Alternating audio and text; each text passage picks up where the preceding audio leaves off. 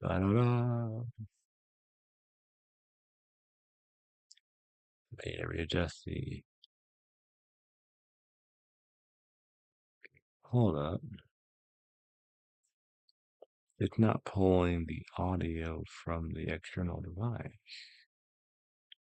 This should be this should be the option. There we go. You can capture.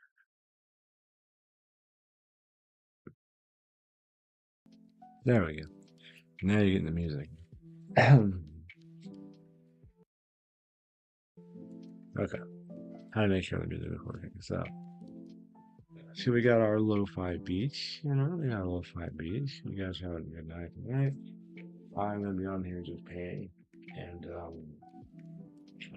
I've been trying to do like a single layer painting process and Procreate. A lot of the paintings I've been doing on my iPad have been like single, maybe two layers. But we're trying to practice on this, focusing on fundamentals, kind of really almost treating it like it's one piece of paper. You know, it's like a regular canvas. Like there's like multiple things that you would be layering and putting together. So this one is my head are hurt for some reason. But this one is going to be one of those types of things where we're going to focus our attention very much so on that aspect, you know. So on doing having a dual painting situation. So that right now is overall the goal of these types of paintings. So both a technical and non-technical perspective. So that's what we're going to be focusing on today. And so we'll be working on that. And I will be trying my best to not end up trying to use another layer. What I think I might be okay on that. I don't foresee us using more than one layer. So I might use some. I think what I might do, I like to do a lot of times, do like a more warm up situation. So,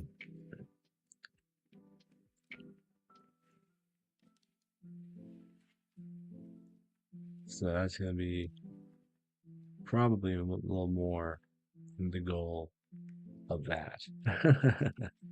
It's just trying to do that a much more, wholesale type of way. So we could do I haven't used haven't used Krita, but I've used Krita in a little bit. Last time we were using it earlier, so we're gonna see what we can end up doing tonight with it. So we might end up doing a couple quick practice gestures just to get it warmed up. But of course, if we're painting, animals, most likely. Um, so that's kind of the thing about that too. You're painting animals. Like, what kind of practice? Well, you can always practice the gesture painting an animal too.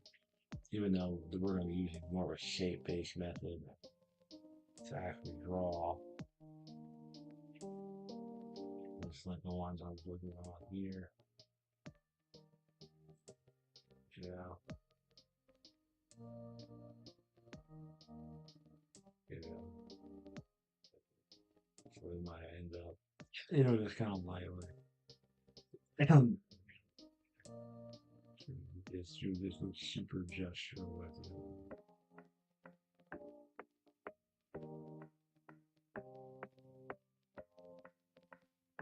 And not even worry about it.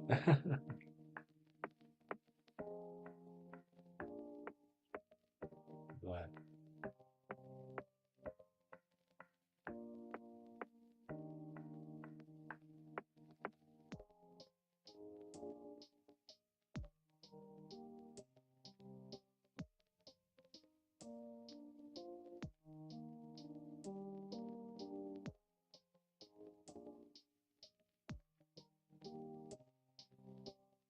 there's move the pencil around. I don't use this tablet as much as I probably should. I'm hitting the iPad plus it's an iPad version. Oh man. go with a fox or go with a cat? Let's think.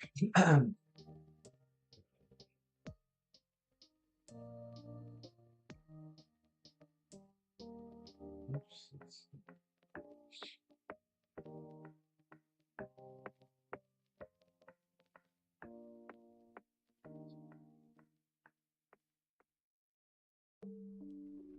No, no, no, no, no.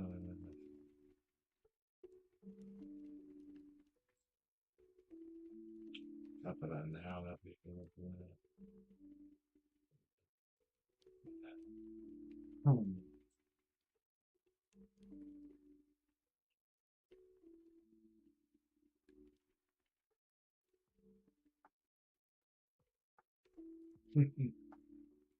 That's definitely right. That's definitely paying a cat. I don't know why I feel like I should be a cat. But I want to get some cat reference. Because why not? I'd paying a cat.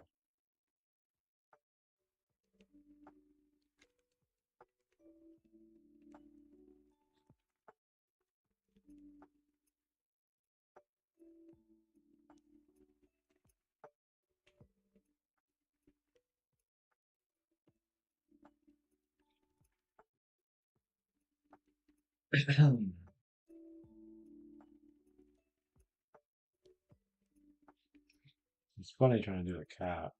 But our background, I'm doing really good at gray. I like paintbrush that. Certain one. My hand over here.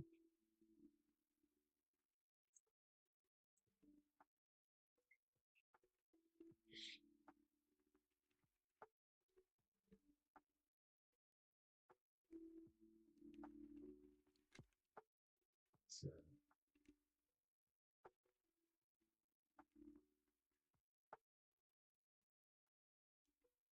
on the background there with one. Oh, the green layer. Oh, dark layer. That's what I like. Okay. Nine bottom. So it's supposed some patterns. And let's see what I can see right away.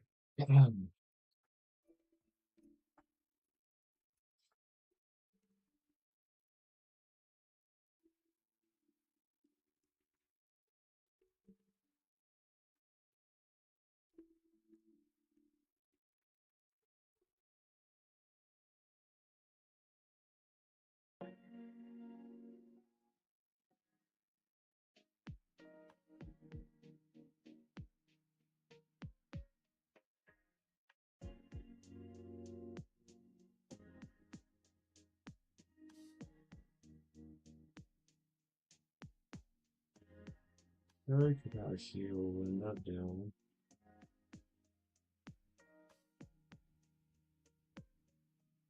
That's nice little like brushes on this. That's cool.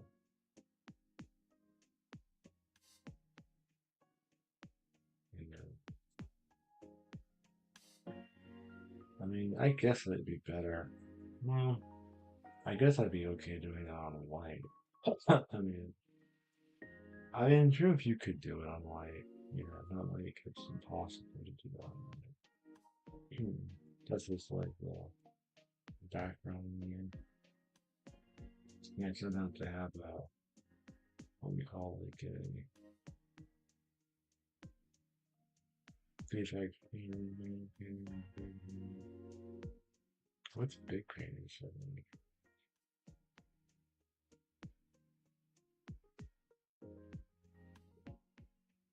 Cool. So it opens up like a more of a advanced color picker options. That's kind of cool. Hmm.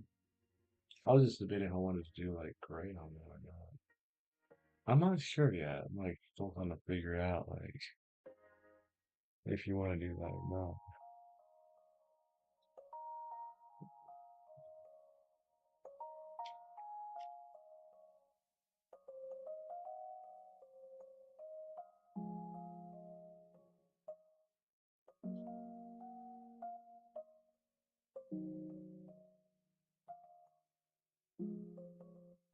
So,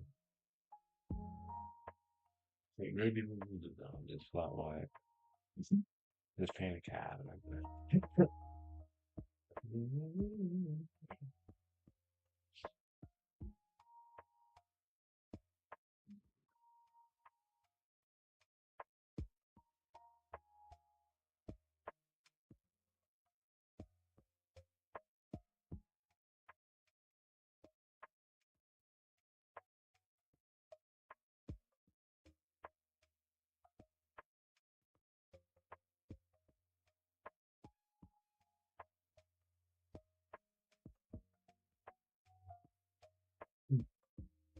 No, no. I think we'll just go ahead and do it in white. Honestly, you might be on gray. Look at like,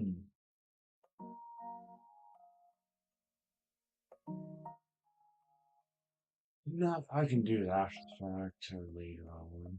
So this brush right here is actually kind of decent. So I think instead of doing like the blob and then breaking it down, let's try that. So we're actually just using a regular white piece of canvas paper.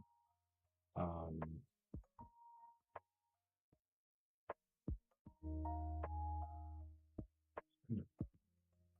since that one I really don't like how and I haven't gotten this probably as done as I wanted to. Which is probably how erase works. Erase works kind of weird on here. Like I can hit this button up here at top, and then you have the brush, and you can erase. And of course, you have the selector if you want to grab something, do that. Deselect it. I probably won't be using that tool today, but we'll see. So yeah, definitely have the paint bucket tool.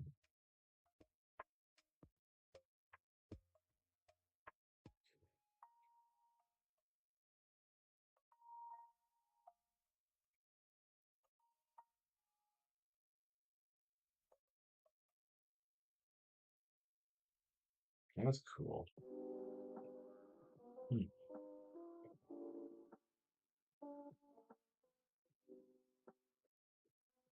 Hmm. I'm just like playing around with some of the tools. Yeah, just see what you can do with it. But I'm gonna go ahead and just grab my let's see, I'll go ahead and just grab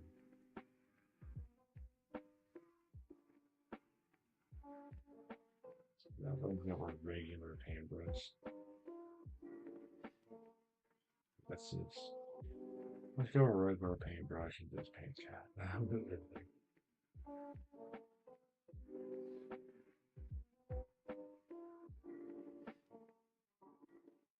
It's a gray cat. So.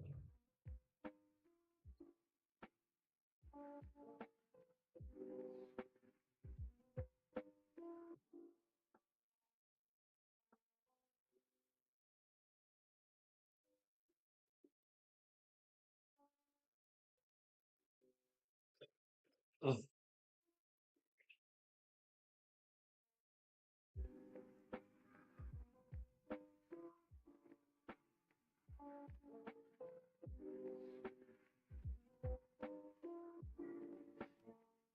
Kind of like it's more like a round brush with a little bit of texture to that.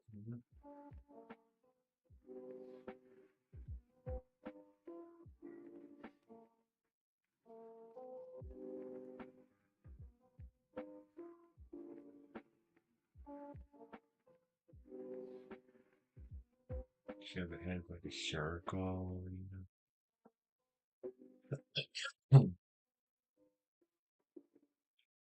very crazy. Of course, you can also go into using like a round brush. But I almost really use like these grab like one brush and use that for that radiation and just use the whole brush.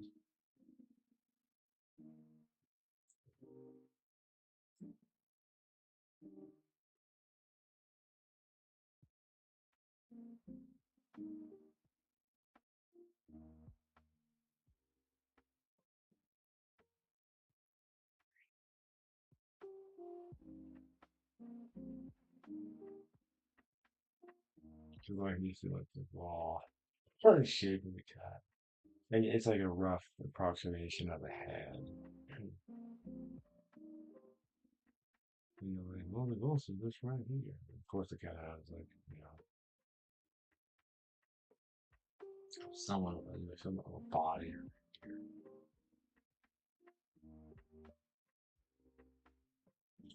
So we're gonna try the technique I was using with fruit on a cat and see if I can actually do a single layer painting with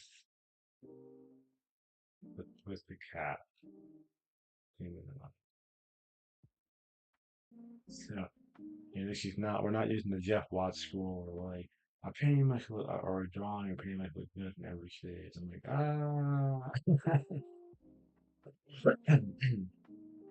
so, so, I definitely, like, it depends. It certainly depends. It's really gonna relax. It's not one of those like Bob Ross kind of stringy blues. You're kind of chill, man.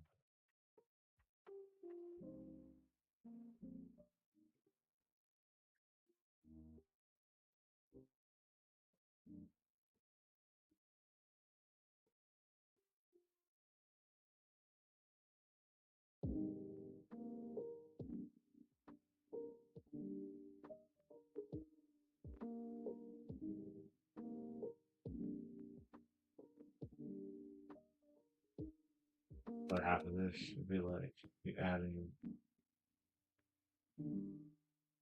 and I guess in some cases I'm not trying to see like this is a method. You know, I'm saying this is his method. You know? I guess in a way people could make something like this kind of like I'm a dirty like their method. This is the method. And then nothing. I would have probably have seen nothing quite so pretentious. Probably should have. They say like this is the method. Really, I made it really more near and actually I'm going to turn this at an angle I can see it better. And arranging the reference to me, but I'm just kind of shaping out what the outlines, and it's just defining out the outline a little more. I think okay, get some of the outline kind of looking a little bit closer.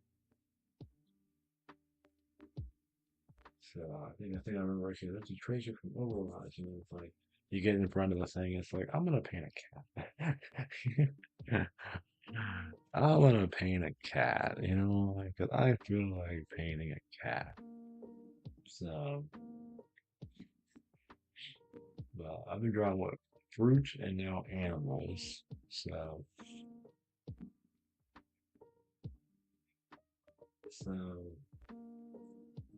somebody saying, "Why aren't you painting fox?" Well, friends, we will paint a fox very soon. We will paint.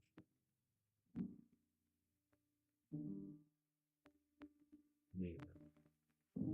You're just not doing it right this second. But we will paint a fox.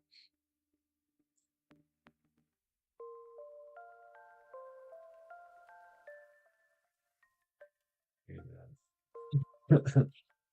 And one of my favorite things about that idea is like, listen, you're not really supposed to. When you use reference to paint anything, your goal is to kind of use it as like kind of like a generalized guideline. And you don't have to. It's not you're not supposed to be like fall into the absolute letter. You just kind of use it for like this general landmarking. You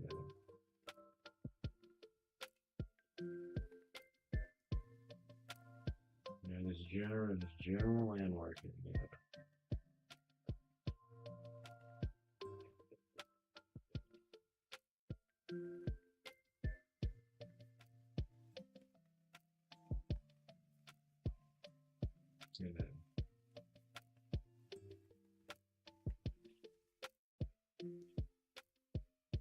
know, general landmarking. General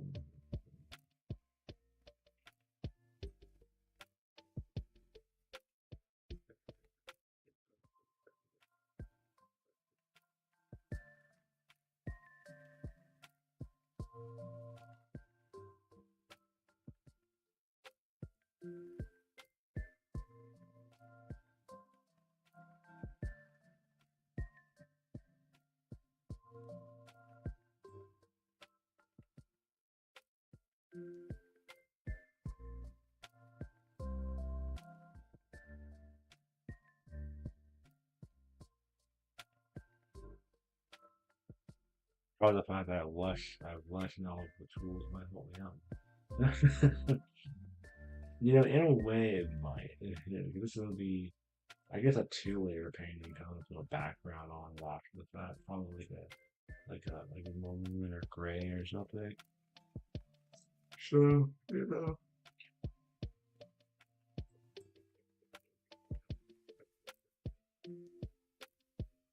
Would you want to have like one of the presidents do that?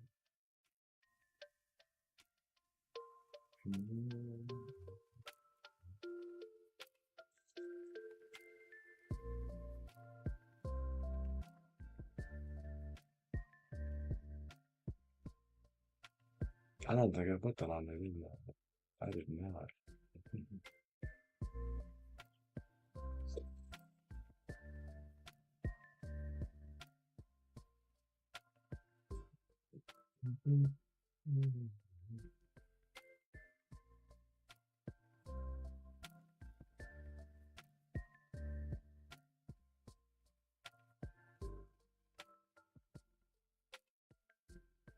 And like continuing to critique that part of it.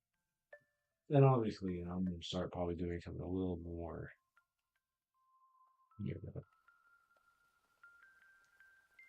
seven or so like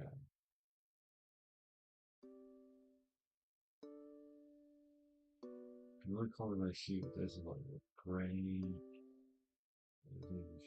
black. But you probably start with gray, as I already know.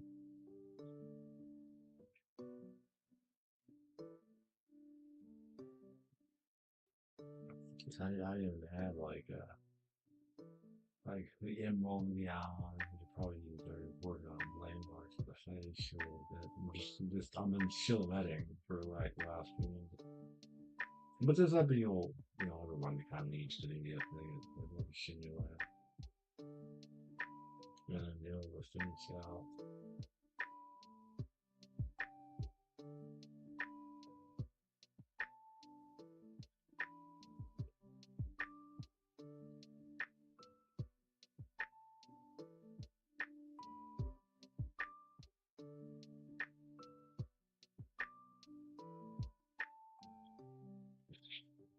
So,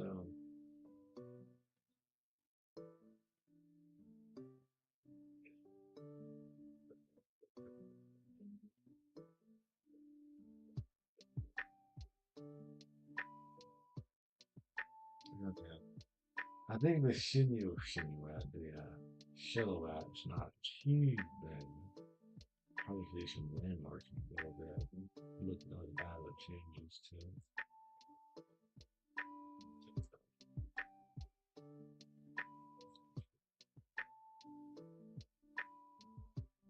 So we have our general genuine cat. Probably start doing like some landmarks in this requires a different color. Um,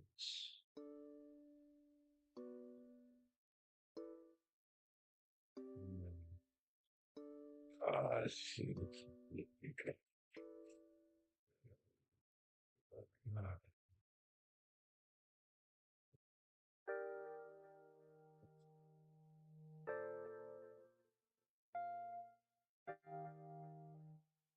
Okay. Nah, that is like head kind of hurts a little bit. So I don't not figure out why I'm like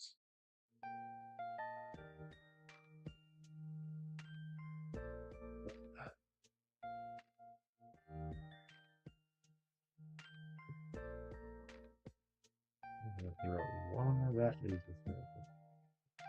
Let's see.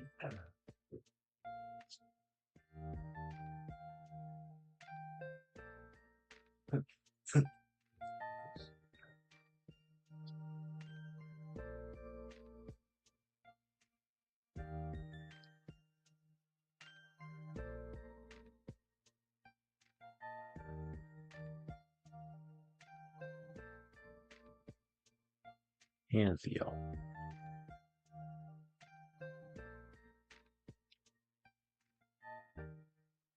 I don't know what.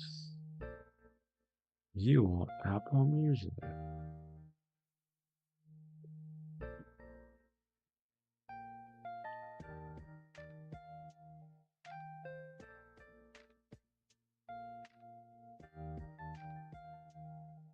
What's the other one? Synth Ambient Shuffle.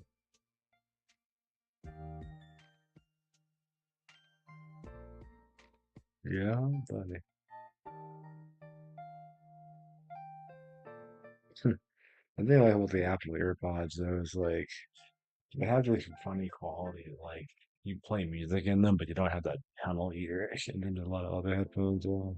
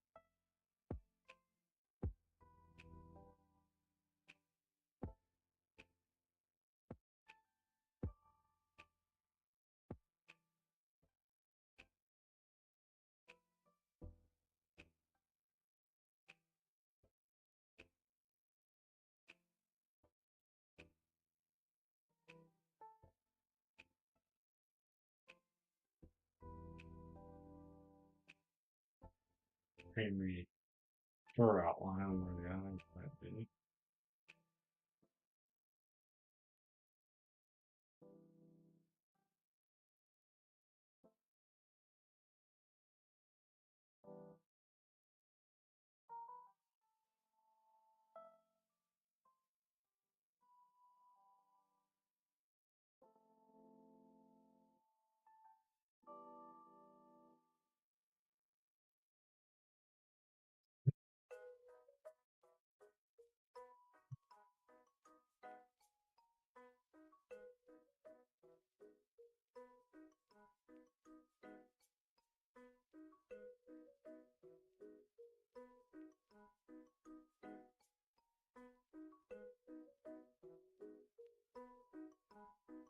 I don't know for eyeball and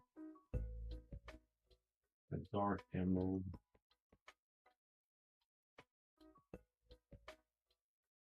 Once you're not fun with it, don't worry about it. Sometimes we're just saturated.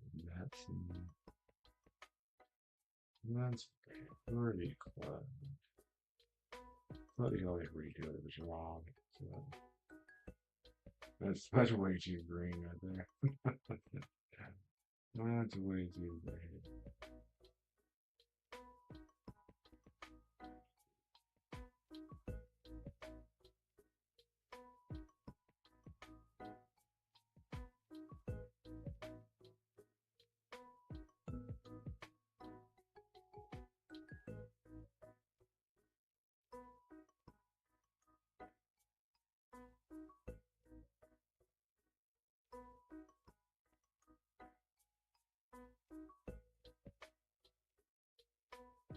The green one probably I'm going with might be more like not a darker green, but it just needs to be just getting really saturated, like probably something more along like reddish.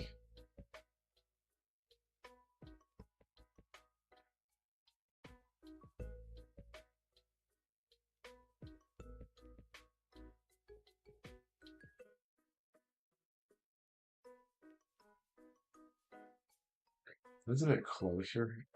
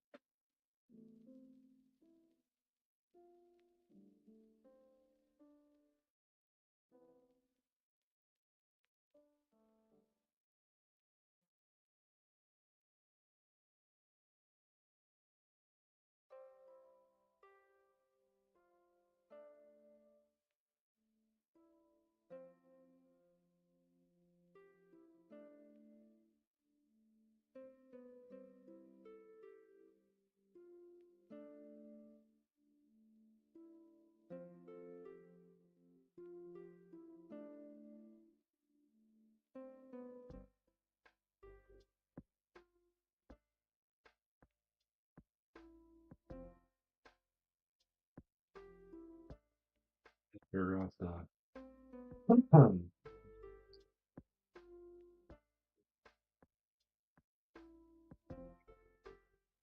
You could save like a template of it. Yeah.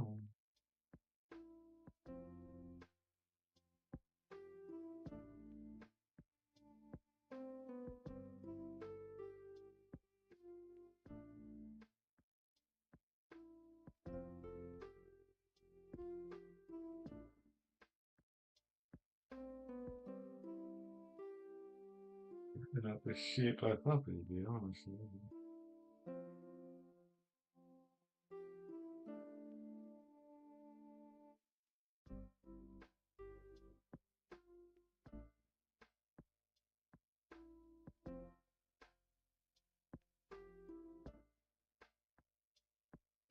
It's kind of random. Obviously, we're gonna be cleaning it down, cleaning it down, cleaning it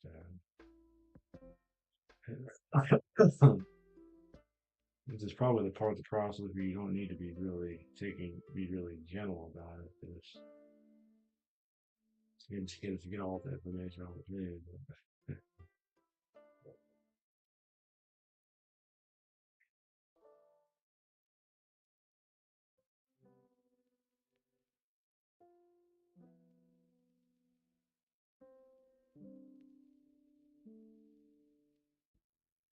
Just that gray shutdown layer. So like some shade of reddish brown, I guess.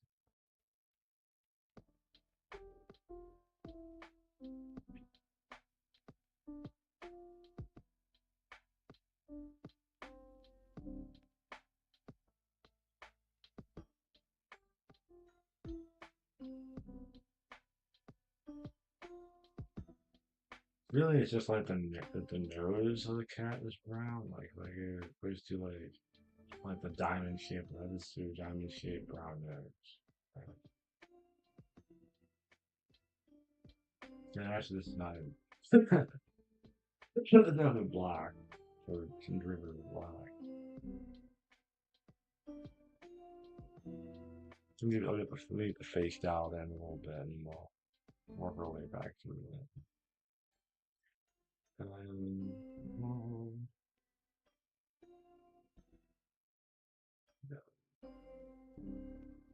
yeah, I see it. Those stupid buttons.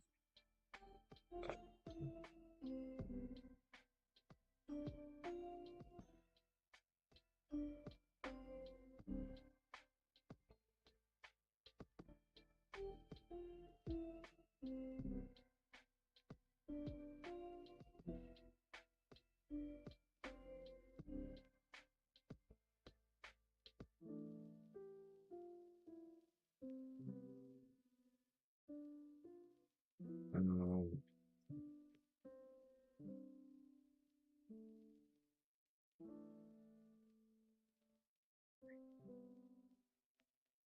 blah, blah, blah, blah. Yeah, let me closer. I made it.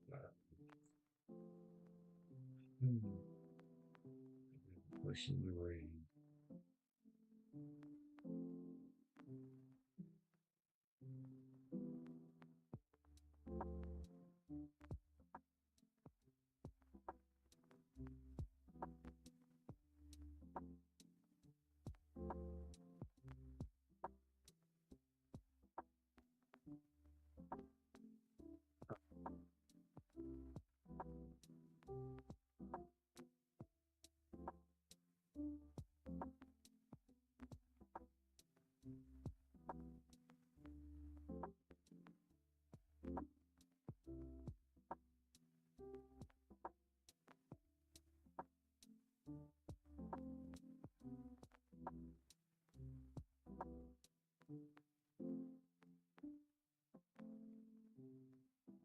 A cat.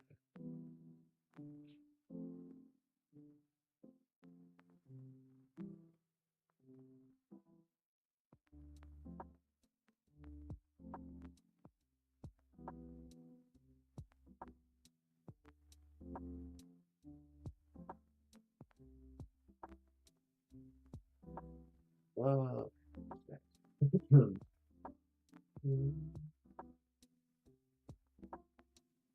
don't know. I know it's like partial white, but it's still. You know, it's fun. I don't really brushing are like kind of fuzzy.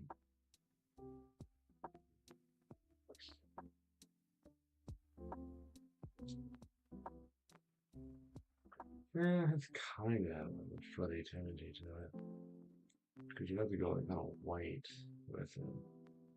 Well, I'm trying to like kind of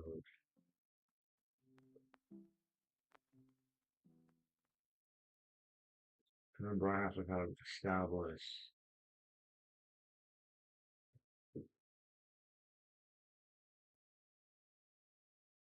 So what happened over here? Uh,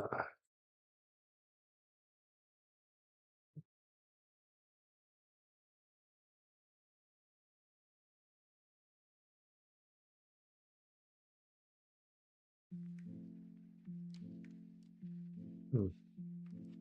And of course, I'm not going to be out for 100 hours, but yeah. I actually put this painting on it.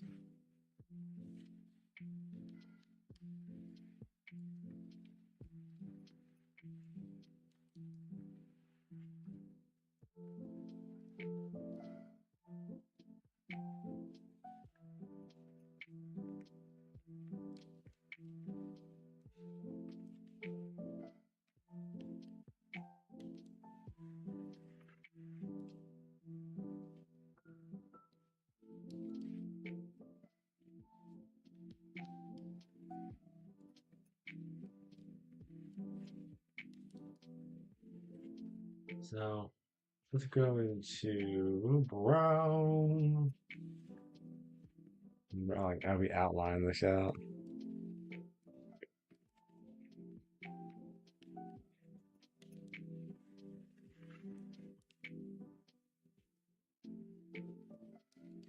Oh, finish.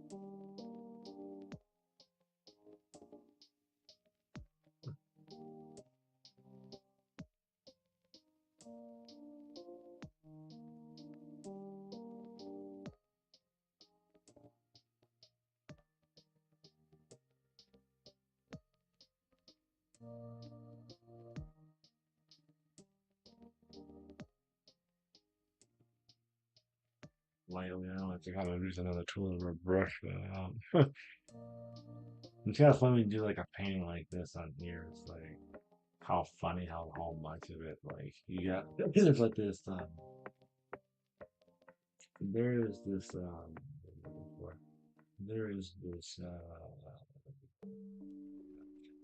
God, I've heard that, but there is this very ugly stage of art that people tend to not understand, and they get discouraged at this part of the process where everything looks like it's very disheveled and you get this blessed poster world. And this is the part of the process that's almost like developed or built around like just just enjoying the process of building, you know, almost nothing else. And it's kind of funny because this is the part of the process you're gonna be at more so than the finished process, or as much, you know, you know, you're gonna be at the part of it where it is it's kind of like this is not working. I hate this. And I'll be like, but that's part of the process. Part of the process is, you know, you're gonna be at the part where you're not liking what you're seeing so far, you know, that you're just trying to make something that looks halfway decent, you know, and that will be that's part of that process, and it can be very, very emotionally frustrating because whether you've been painting or drawing for a long time or not very much at all, we always have our built-in expectations of what we can do. We have the skills to metaphorically pay the bills. Or like, you know what? I can draw, I can paint that, I can do this. And you'll get to that point where you're like, hell yeah, I can, but you know, when I start working on this piece or that piece, you know, there might be a part of the process where it's just so unpleasant. You know, it is just horrendously unpleasant. It's so much so that you're just like blown away by just the monotony or just this period of it not looking good at all. You know, and that period can be quite long. You know, it can be quite a painful part because maybe the part of the process, you know, where the painting isn't going anywhere. That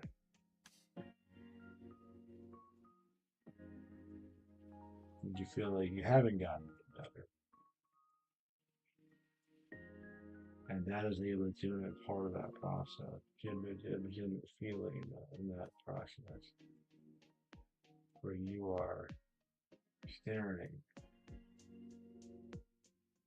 at a piece, at a painting, at a drawing, and you're just like, what is going on here?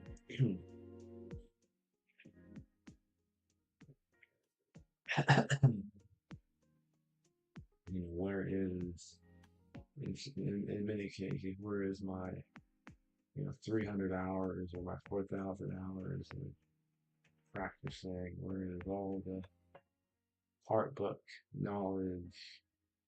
Where's all the things I said I wasn't going to do? Where's all the techniques that I thought I had down pat? And if you're doing what I'm doing, which is just kind of like a loose painting, these will be legitimate questions that you'll ask yourself as you're painting or as you're drawing. If you're doing anything is just flat out not working, and, and I'll tell you something that everybody gets to the point, and whatever they're doing, like painting, drawing, or whatever, where they kind of question like, what am I even doing? And it'll happen. I'm just this reference has it's very spotty cat. It's a whole different spots and everything. Which, to be honest, I never try to do a lot of like really heavy spotting on a cat. You know. Okay, things this like you in a lot of cases like a rudimentary cat. It's like you can tell it's a cat. You can tell it's a cat, which is important. It is a cat. You know, you know. But at the same time, you can say, well, that's a cat. We'll make it a brown cat. You know, if you want to just put lines straight down the middle.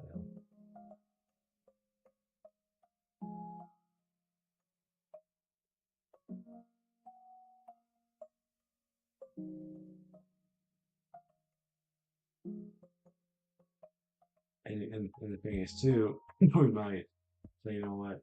Let's restructure the head a little bit. I feel like the head is not quite where it needs to be. And we can do that, you know. So this is one. Sometimes you'll do paintings where you'll just start working on it. You're just like, none of that looks good. I don't like any of it. Let's redo the whole thing. And then you might end up doing the whole thing. I don't think I need to redo the entire thing. I think I just need to like take my brush here and we need to kind of pull it out more.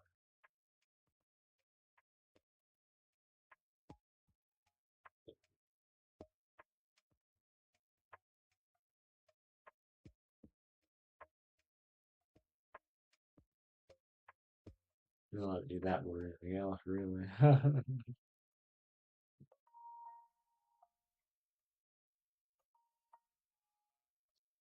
You can simply move with your hand, I guess.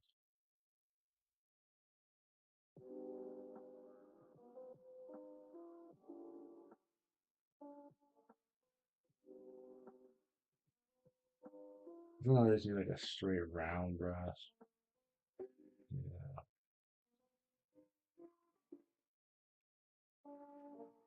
Sometimes you just need like a straight round brush. You don't need any of the other atoms. So.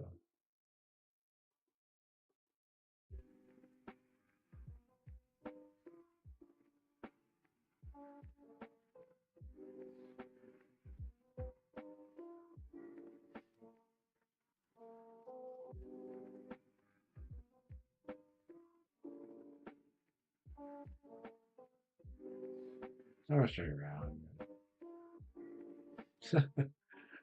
Just my brush. I mean, really, I'm just like laying it between the color. And just kind of smooth everything else out. So make the head rounder. You can do that. You can, you know what? Forget it. We'll just do it a whole lot rounder.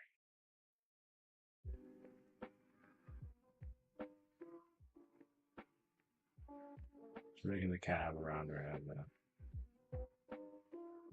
I did that like that slight edge stuff to make it look more angular,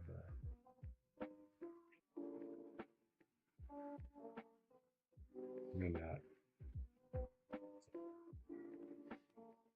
But the thing too is like you really want to make sure it looks really paint stroke looking. So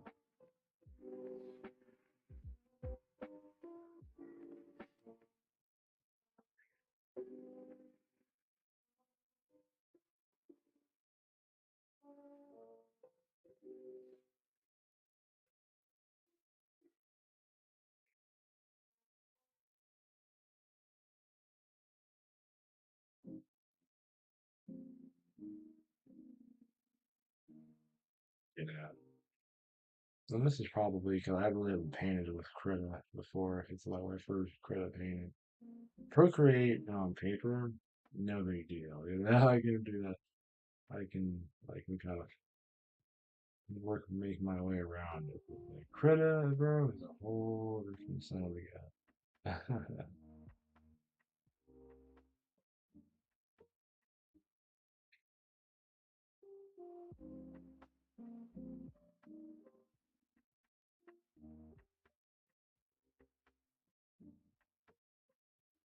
You know, yeah. It's kind of funny 'cause it's like a whole lot different if I try and draw, work on the cat. I think I'm gonna upload that to Procreate later and then finish it on Procreate.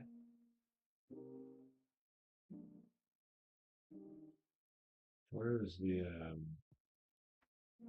shade that in my reference?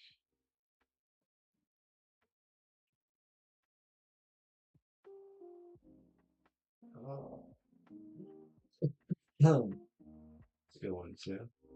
We go into my shade.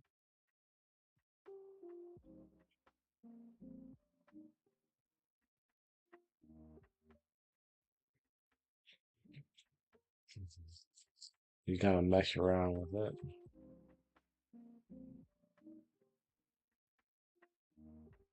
Trying to this. I think the cat was a nice little like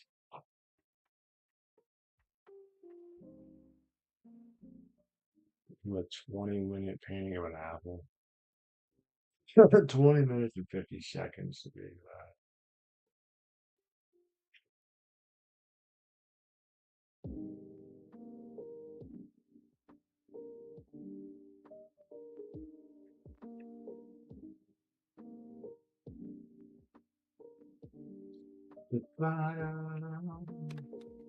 Yeah, I think the cat was a little too ambitious. The cat may have been a little too ambitious, yeah.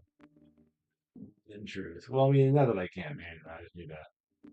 I think in Procreate that would be a lot easier, guy. And well, you know, and your drawing tool is always important because if you're really comfortable in one, you know all the tools, you know how to use it. It's an easier process. But it doesn't mean you can't use other programs. You just gotta, like, I'm still always learning Chrome, but I'm still like, I don't know that you want to first. I have an idea, but I'm not sure. Like fur. I've never been a fur before, so it's kind of like I got to work on that. That's something. That's something I'm gonna practice. Like I'm just probably gonna draw fur like all this week. I think I took it on. I'll take on some challenges, but like no idea how I'm gonna resolve it. Probably more often than not. And it doesn't come out of some sense of like I can do it. It comes more out of this idea that I don't want to tell myself I can't do something. So I'll take on the challenge anyway. And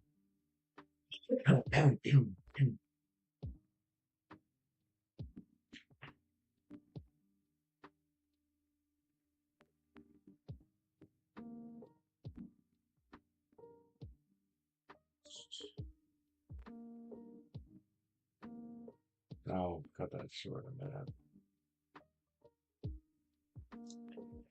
And just go into eraser tool.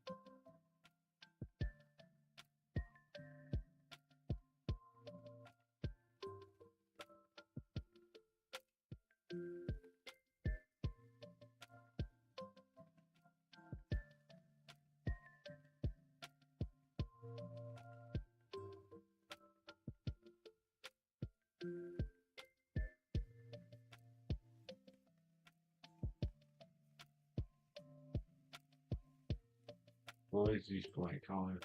Really be a different color right here.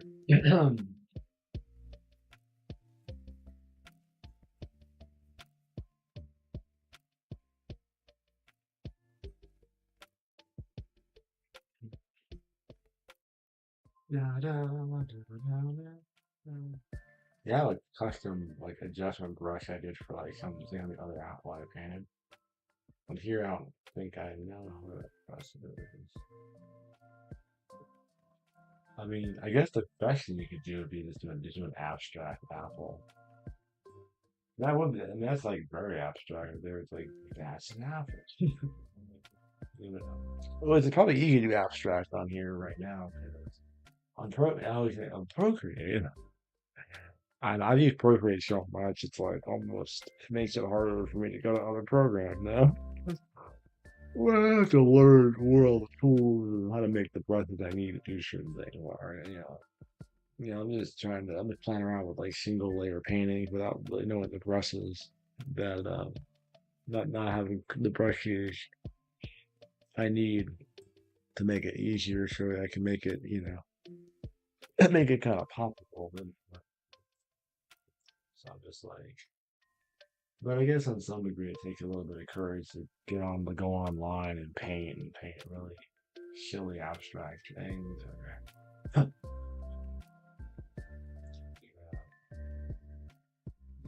the ones because I can't use my iPad on my stream stuff anymore because iOS 16 or 17 made it where you can't. iOS made it where you can't run the application. You can't run the USB-C Lightning HDMI anymore in the capture. So like that's like it's such a bummer, man. It kind of really is, you know. Ba-da-da-da-da-da-da. So is my abstract apple. I'll put some values on it, I think. We could put values on it. It won't be a super long show. I'm probably gonna finish the apple and probably call it a night.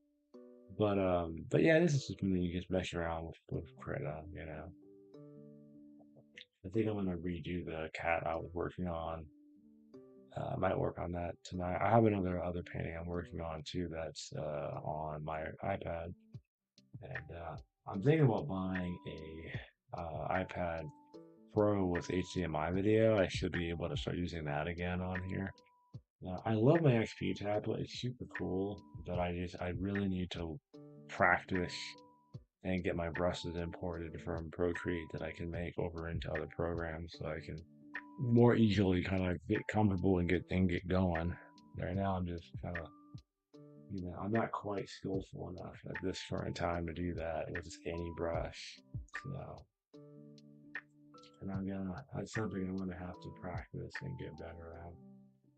Which I'll be working on probably a lot this week and just in the coming months, really practicing, getting better at that. But we're all developing, we're all practicing, we're all painting, we're all attempting to learn things.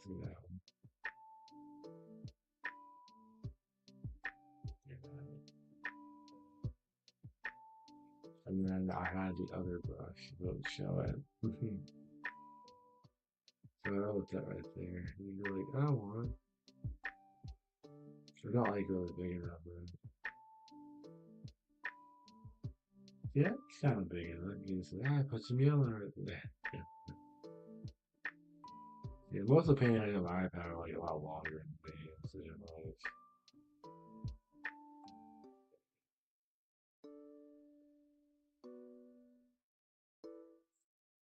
but yeah, I'm gonna work on that. I'm like not really transferring what I've learned on other programs into this one very well. It's like, man, this is not looking very good. That's what was one I was watching. It's like I gotta remember how to paint and remember how to draw. It can be so dumb when you just like you're working on stuff and it just felt like you just forgot how to paint, or you forgot how to draw, or you forgot how to whatever. You just like I almost feel it's kind of demoralizing on a level because you spent so many years like cultivating a skill, and then days where you feel like You just lost all that progress all at once. So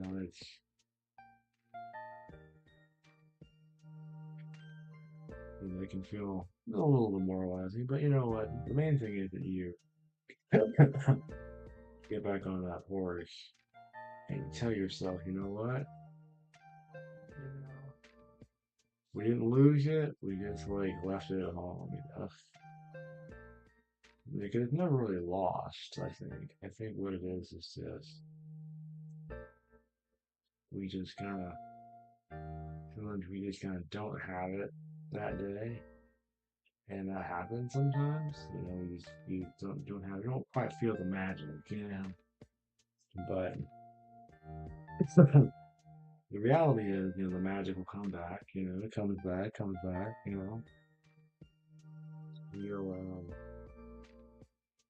You'll you'll get it back. And you'll kind of get back on a horse. And I think that's really the story of I guess I would have to say the real story of like general perseverance is that you don't allow failure to kind of be like the end all be all of what's going on. You make your mistakes, you have a bad day with it, like you know what, and you just come back the next day, and you're like, okay, and you just begin again, you know. And we don't let that be like the end explanation point. We're not gonna let that be, you know, I'm not gonna do this year, but that's it. I can't do it anymore. No, we're gonna come back to it.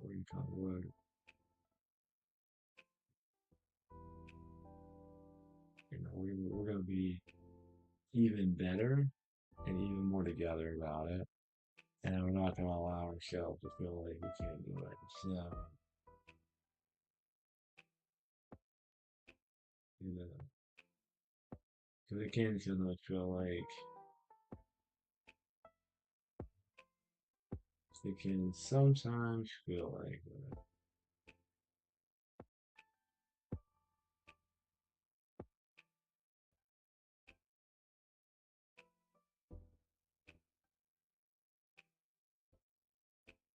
you it's kind of funny. I was thinking about it the other day. It's like it doesn't really make sense for a non-art channel to be making art content. Well, this is more like a gaming channel. I think the only real reason I do art on here is probably because I like I've been kind of there's a consolidation situation with it where you're first having like a whole nother YouTube channel that's doing art stuff. You're just like, well, I'll just do it on my gaming channel. And to be honest, I may start. I have another art. I have a channel I was starting that was just going to be an art channel. So it just kind of like it just depends. I mean, I think that at some point, what will probably happen will be that the art stuff, like stuff like this and other things, will primarily stay in the realm of like that particular art channel. So it will just be art over there. Obviously, it would be an art channel.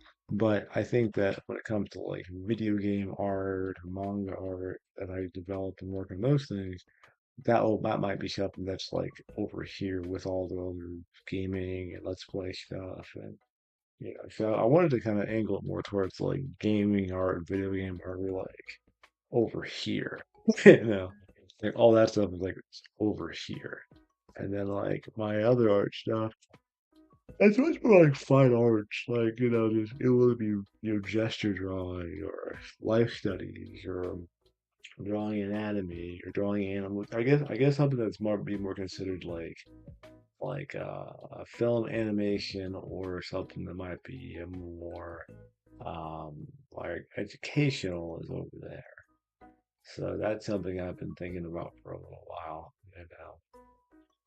But it just to me I think it just kind of like it just depends.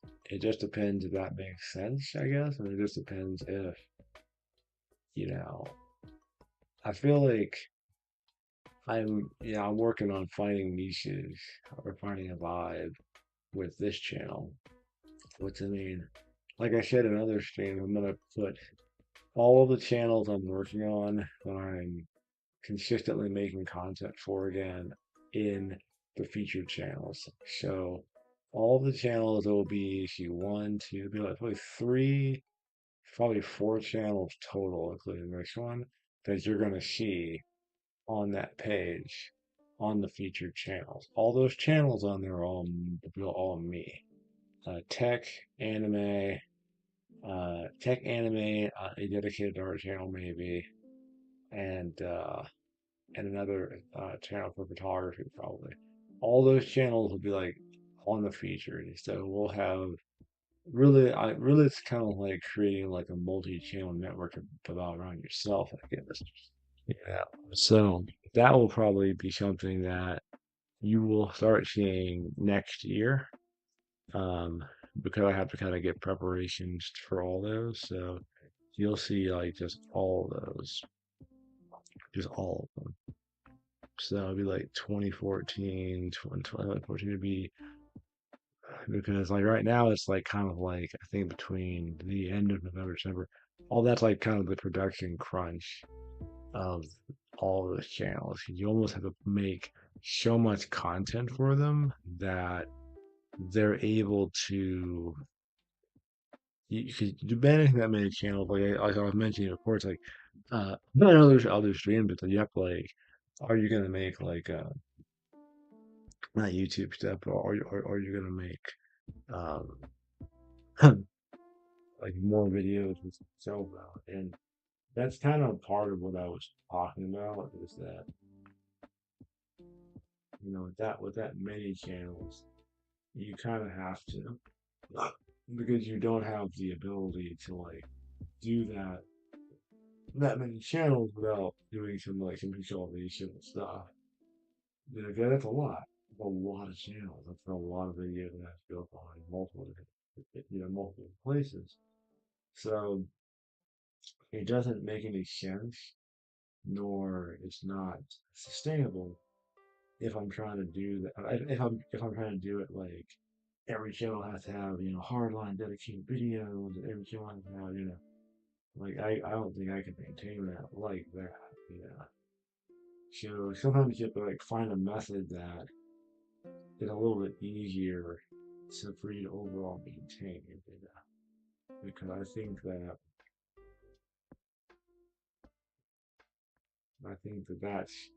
that's kind of king or key to the success of this type of work. This type of situation. Like you have to find a sustainable format of work. It cannot be like a long-handed way. Like for instance, like the thoughts videos, more of those might just be shot on I mean, just use my phone. Like getting the iPad Pro if USB-C works, that'd be more about making the art stream easier, art stream on the other channel easier if you're really comfortable with Procreate or of course, I think you can Credit. It might be bouncing back and forth, but it probably take like 2 months to get really comfortable with Credit on this. So we'll kind of see. That might be one of those things where there's like a transitional period in between it, but I'll probably still get iPad Pro. Also, so you can use Procreate when I use Procreate and use Credit when you use Credit. So I think that's like really, really important to me because I want every single channel to be very, very streamlined, very, very easy and accessible. I can jump right into it and just do it. I think to me the most important thing is just eliminating as many barriers to the success of something as you can. If it's a project you're working on, like don't let there be anything that makes what you're trying to do, you know, arbitrarily more difficult. So you need to like, okay, I need to buy this, that, or whatever. I need to do these things to make this work better. Like that's what we need to do. We need to say, hey, let's do this, that, and whatever. And let's not let any kind of barrier situation happen where we can't like make a particular thing or situation or live work. We kind of got the webcam stuff, and even though this should be watching webcam or anything, but but yeah, that's just something. I mean, while I'm just kind of spitballing like the ideas that I feel like I want to do with the channel going into 2024 because 2025 is like important because I think for every single channel you're doing, it's like this huge, push, push, push, push, push. And yeah, I have to kind of organize the methodology of every channel. So, like for instance, like Anime Nate will be like video essays about anime, and like this channel will be about, general gaming thoughts and video game with occasional video game art, but mostly, let's plays, gaming discussions, and more cultural stuff. But we'll have to see, because I think that art on this channel might move entirely over to the other channel, you know. So it just kind of, I've been thinking a little bit about that, but we might do an occasional video game related art stream on this channel once we but that might be. I'm gonna think about that for at least another month, and then we'll decide if we're just gonna full sale transition into a whole channel. So, but when I get that channel set up and ready, I'll tell everybody if we're gonna do that. I have my other channel, Anime Nate. That's gonna be video essays. This is gonna be more commentary and let's play stuff and streaming. And then, my other channels, they're much more personal channels, they're like vlogging channels, you know, and the photography based channels, all those, are going to be very, very, very, very important too. But like the production, I think a lot of this will be mostly like very iPhoney or mobile phone-ish in this because it's faster. It's like the speed. And this is we're gonna have a huge difference in quality. I mean, I think these streams right here are pretty good with mic and music, and so the art streams will be even the art streams if we moved to a separate channel would look like this, pretty much. Probably some additive things like maybe a chat, maybe a webcam and a chat thing coming down, but most of it will be, I think, very much the same because the gaming and the art channel will be relatively the same in terms of how the overall format, or the art stream on that channel. So I've kind of combined it all into one. We might separate it. I'm just kind of thinking out loud right now.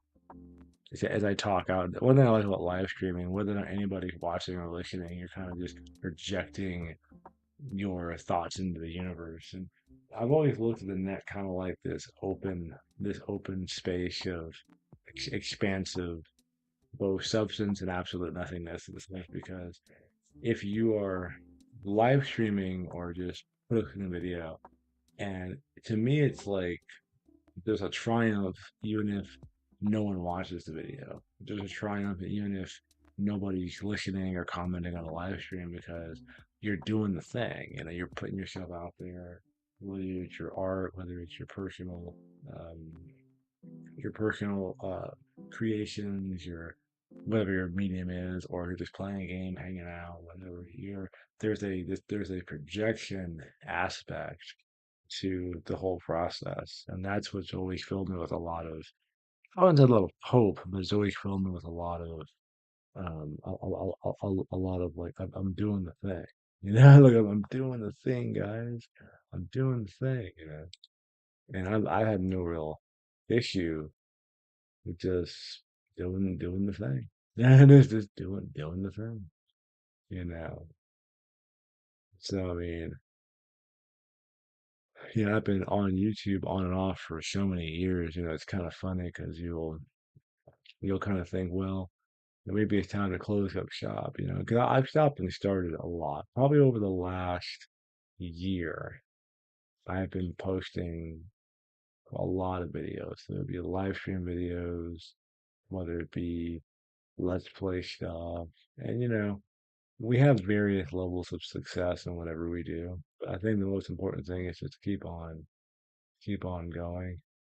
I'm not concerned about like explosive growth or like I'm gonna be, oh yeah, I'm gonna be the next this and that. Like, no, I think just the act of trying, just making stuff on the internet and putting it out there to the world. And because I look at it more so as like if YouTube lasts for 20, 30, 40, 50, 60, for 100 years in its current format or a different format, but it has all the same videos, everything that I posted on this platform that I have, some of which I'm going to start archiving in my own on my own servers, all of it will be it will just exist.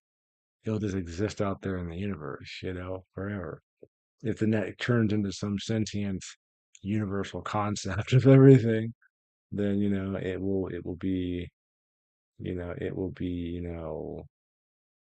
something quite interesting, and quite, to exist because what I'm saying right now might be archived in YouTube. If YouTube lasts, 200 years, then people 200 years from now might stumble upon this live stream, might stumble upon these videos. It's almost as if like making well, I always looked like making art and making videos, making anything is like it almost seems like it is an attempt to gain some form of immortality. You're trying to gain something that will hopefully like survive beyond, and that might be like the goal at the end of the day, the end goal. Putting out your opinion to the internet, putting out your art and your way of looking at different shows, breaking down different shows, whether it's anime or live action or Western TV or just different video game topics is so important because it kind of represents like I am exercising my ability to express myself out into the universe. And whether anyone watches it or sees it, it exists. It's almost like it's a proof we were here, you know. Because I spent, a vast majority of my life on the internet, and it's not. I think to be on it on a level where people recognize you on any level is very honoring. But at the same time, it's not necessarily a goal necessarily, but someday, somewhere out there in the universe, maybe you'll be honored in the sense that, maybe you brought up good conversation, maybe you made a good video essay, maybe you made a good piece of art that was thought provoking. But whatever your medium was, the goal really is to do the thing. It's not so much to get the attention from the thing. It's nice to be recognized for something that people feel is a contribution to the internet or a contribution to the conversation or whatever you were trying to represent or talk about. But I think it's more important just to do the thing, just to make the art, just to make the videos, just to make the let's play, just to make the video essay, just to make whatever you're trying to, or the review. Yeah, it helps. What you make might help somebody, it might inspire somebody, and it might have value in different ways down the road. So that's probably my little 2 cents about that. And one thing I do like about the aspect of, I don't, as I look at the live stream thing right here, I think I'm like the only person on there, but which is totally fine. But if anyone is lurking or watching, thank you. But there's many soapbox moments and many a thing to be talked about. So I'm grateful that I have the ability to be able to speak and talk and see and think, and I use those things to hopefully express things that might be thought provoking, make art that to help inspire people, and put something out in the universe that's constructive. So whether we're just hanging out talking about this and that about video games, whether we're talking about art stuff, whether we're talking about the fundamental aspects of spirituality, it's just nice to be able to do and to be and to see and to be able to project some level of thought about things. So that's this is probably a very strange thing to say from a video game, mostly a video game related channel, but I think it's important, I think, to say nonetheless, because I'll probably say things of similar nature on all my other channels as you see them pop up on this one, because they're all going to be cross connected. So if you go into my tech channel, which I'm going to post when I get back to that channel will have a link to this one, and this one have a link to that one. So they're all four of the channels. I'm going to redesign them all and get them all reorganized and start posting content on all of them. They will all be connected to all each other, so you'll see all of them all over the place. When you get on this channel, you'll see the tech channel, you'll see the anime channel, you'll see all of the vlogging channels. All that stuff will just be there. And kind of like my own little multi-channel network upon myself, with all your interests, All these channels will have different upload schedules. With the video essay channel, will probably be like once every 2 weeks, maybe once a month, a 22-minute video, probably. Video essays take a long time to do. And I don't want to set unrealistic expectations to when those might actually drop. So, but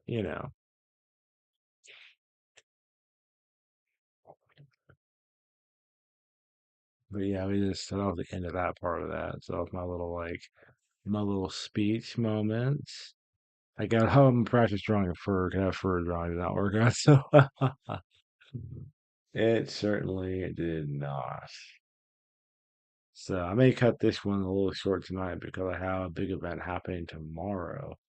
And I was gonna figure out my scheduling, but I may not worry too much about it. For the most part. So yeah.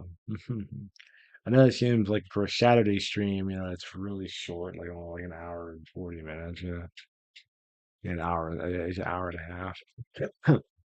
But yeah, I just wasn't sure how long I wanted to go, honestly. So it just depends. I mean, you know. Uh, so we'll see. Do-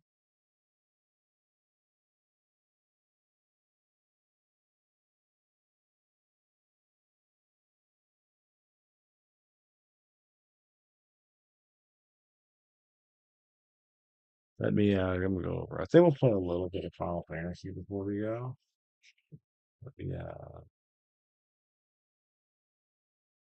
I have to try and load some up real quick, and then we'll be right back.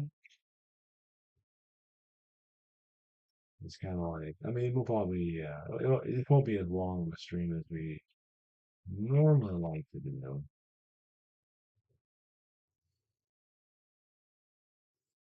But it happens sometimes, it's just been a long week. During the holiday season, the streams will be a little bit less.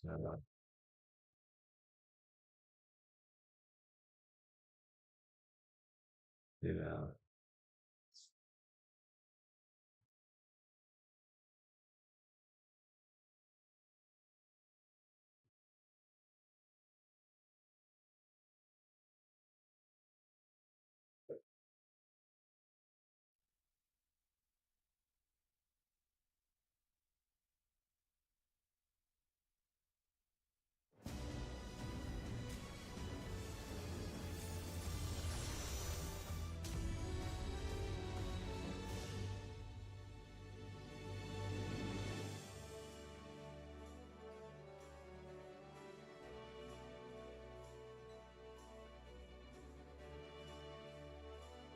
I think it's stuck so often when it's funny.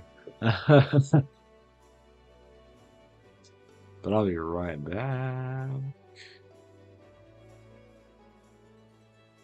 Okay.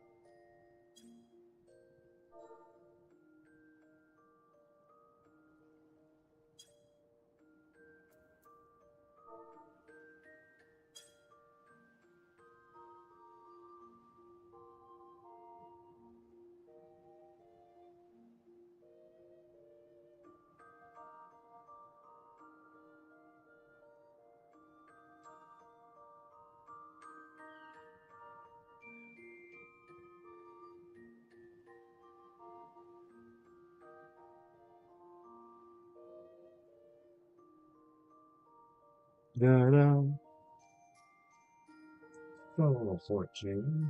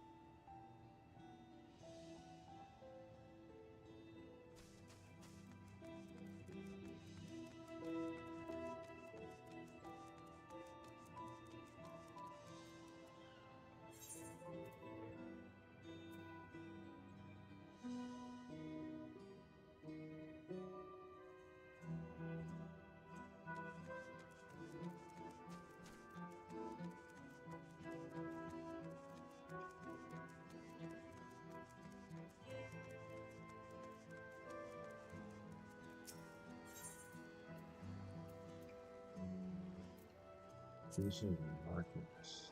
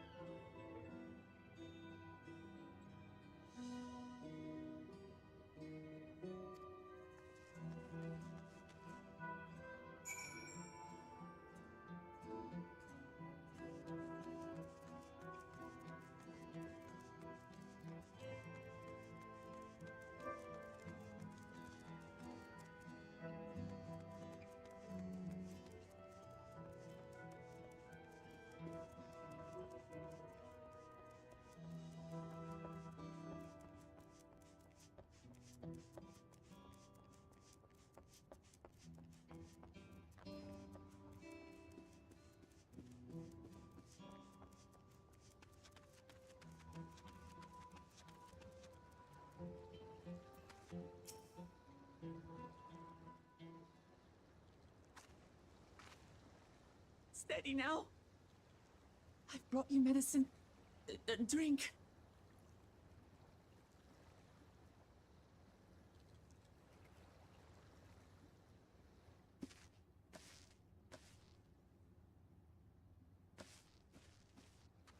There you are, Lamachi. I was beginning to...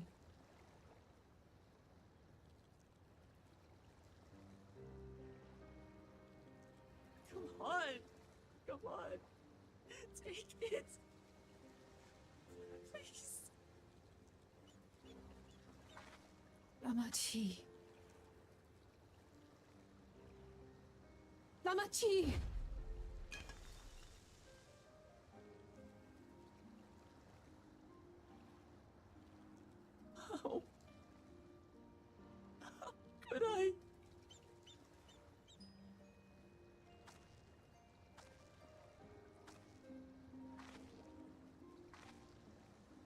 Look at me, Lamati.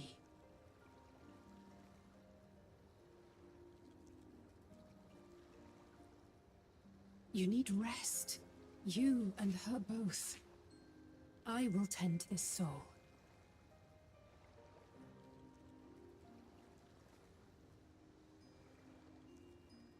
But my people, I have to help them.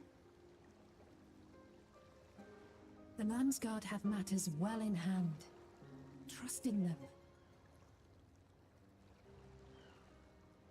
If there's another attack, your people will need you to protect them. They'll need you to be sharp. So please rest. Consider it your duty.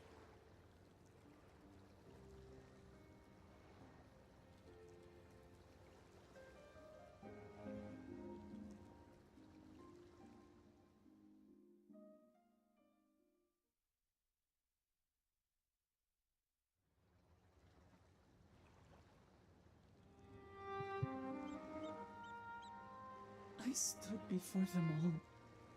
Said that we'd build a nation where everyone knows happiness. So much for that promise. What good is a vow of resolve who cannot save her people?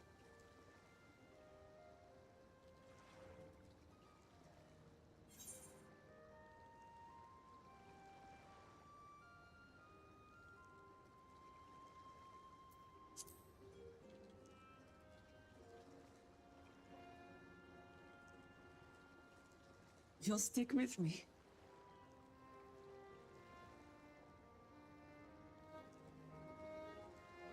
Thank you. My head's a little clearer now. I need to concentrate on what I can do, rather than what I can't.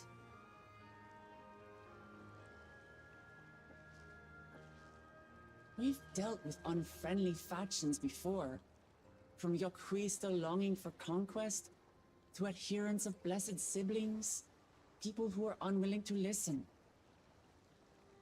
Even so, I believe that by learning about one another and engaging in good faith, we could peacefully settle our differences.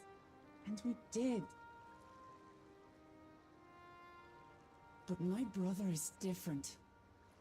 There will be no reasoning with him. He killed our people, our father. He'll stop at nothing to achieve his goal. What's more, he has power. The power to destroy the peace we've worked so hard to preserve. If I'm to protect that peace, then I must fight. I must confront Zoraljah and kill him.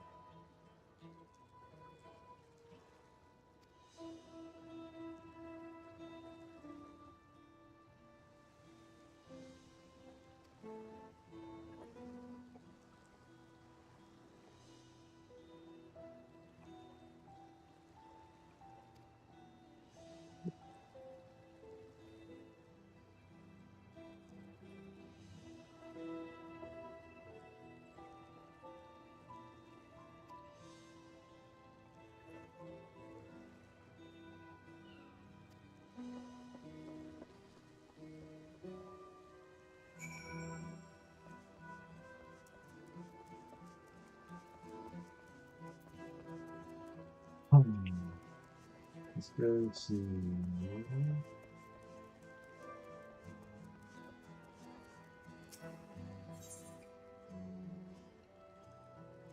This is worth it's not here.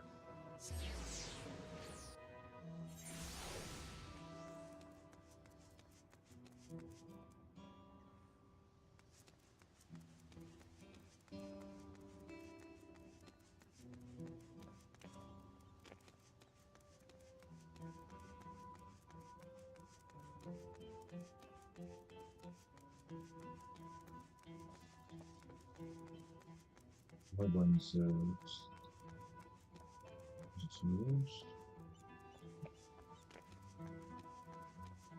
Oh, that's okay.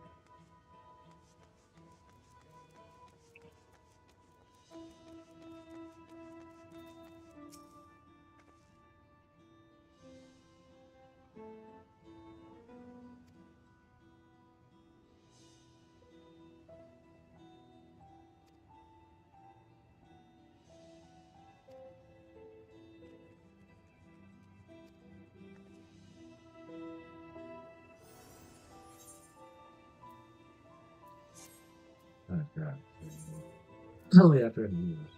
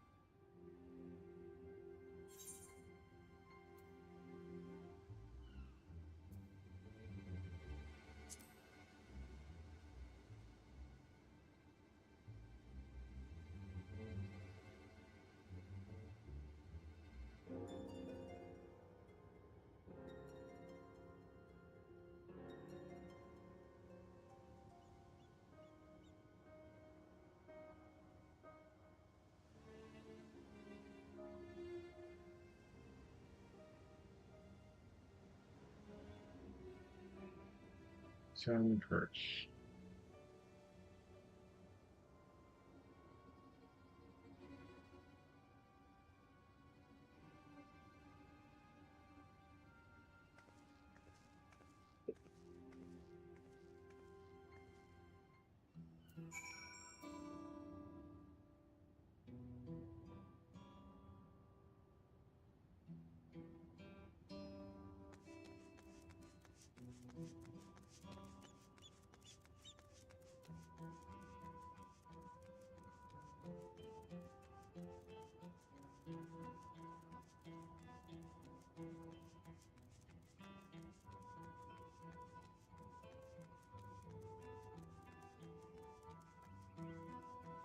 Fire.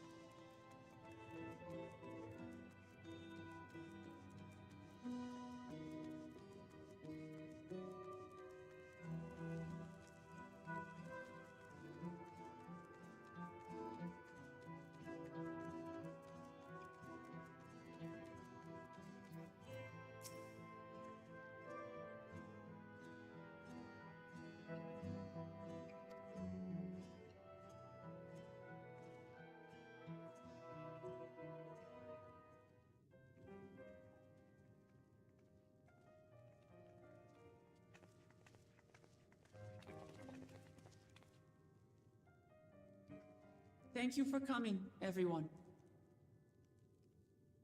And thank you for taking charge in the relief effort. We would have fared far worse without you. Someone had to do it, that's all. Come, let's take stock.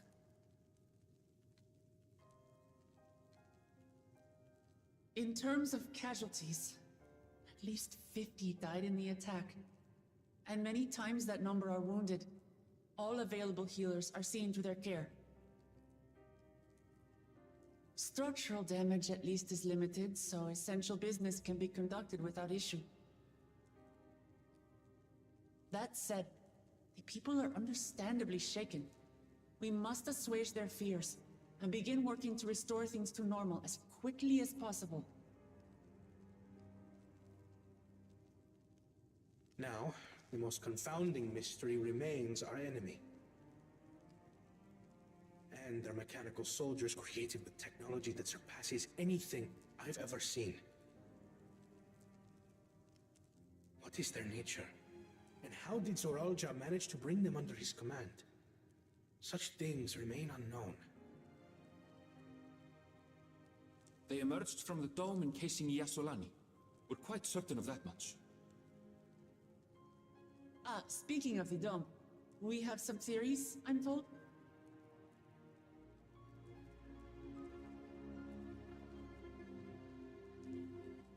Indeed.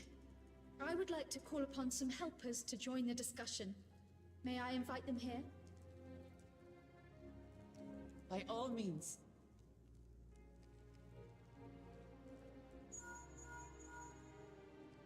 It's me. Permission has been granted. You can come in.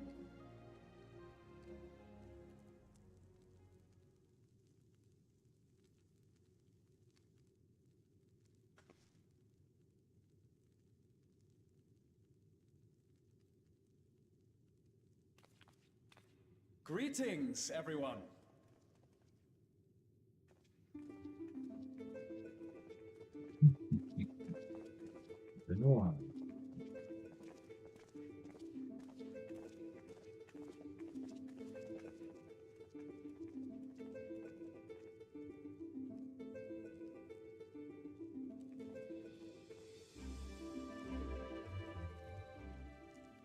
Raha! Y'shtola! Think she really, yeah. After that long voyage, I had hoped that we might be afforded a moment's rest. But I gather circumstances are quite dire. It just became dire overnight, right? All is well in the Annex, never fear. I've already dealt with the most pressing matters, and others hold the fort in my absence. Did you see Raha?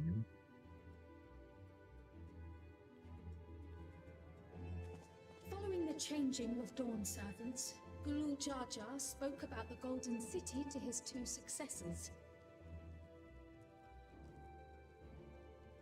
Thanks to Wuglamat, I was allowed to attend that meeting. What I heard led me to conclude that this was a matter for the students. Thus did I call upon our comrades who possess the requisite expertise. It was actually after that the dome manifested.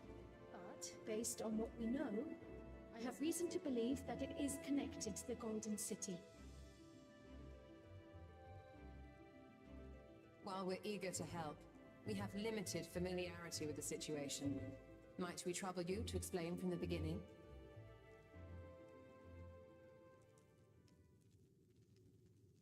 As you know, it was a letter I found tucked away in the Baldessian Annex that brought me to Tural. A letter from the Dawn Servant, addressed to my grandfather, sent some 20 years ago. The request to investigate the City of Gold. Indeed. The strange thing is, there was mention of neither Tural nor the city in our records. Hoping to learn the truth of my grandfather's mission, what he did and saw, I volunteered to help in the rite of succession. At the end of which, I was able to hear the tale from Galul Jar Jar. Like us, my grandfather went to the deepest chamber of the Sky Deep Cenote. And, like us, he saw the gate to the Golden City. Is that what you required our help with? This gate? It was. You see, the gate was opened once in the past. And It led to another reflection.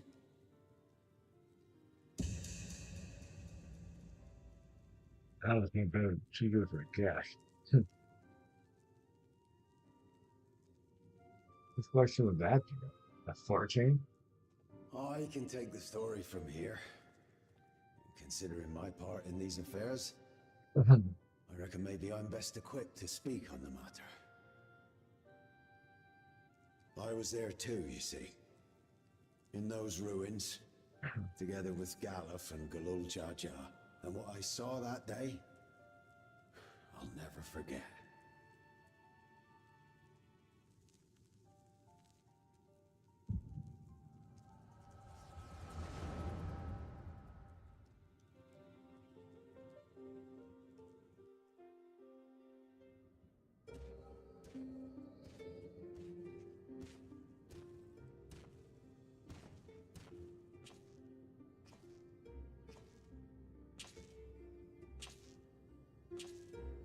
This black stone is remarkable. I cannot help but wonder if the structures in this part of the ruins were built by a completely different civilization. It was over 1,000 years ago that the giants mined here. Their records make no mention of glowing stones.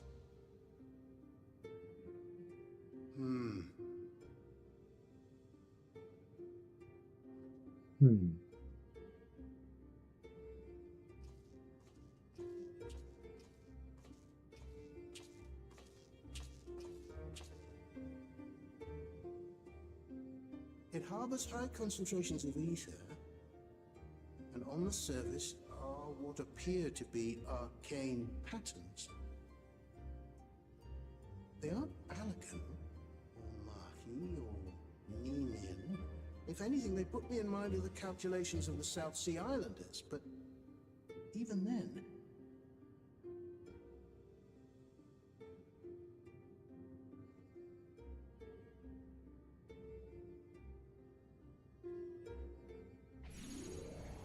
Seven hells! What did you do? Nothing. Do anything. An earthquake?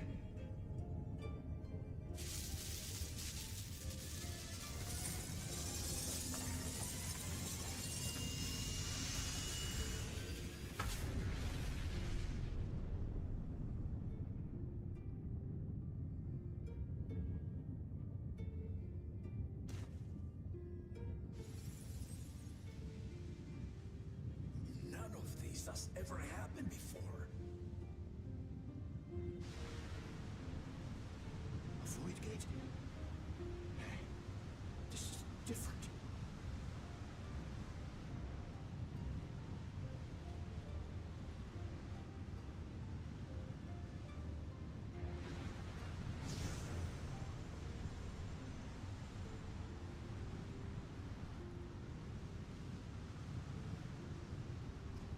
Somebody came out of the gate.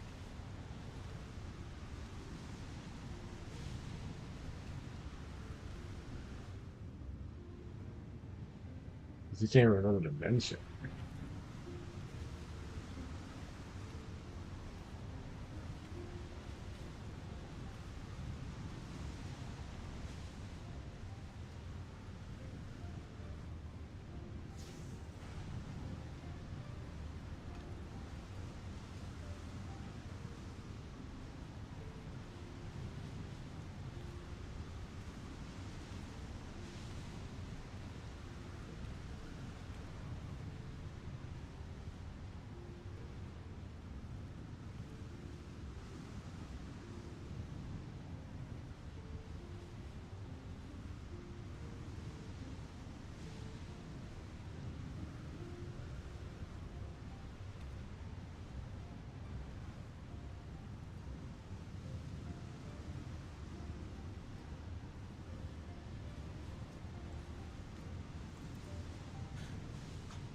Baby?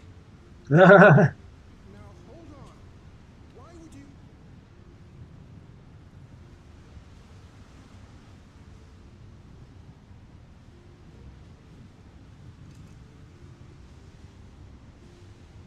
Randomly given this.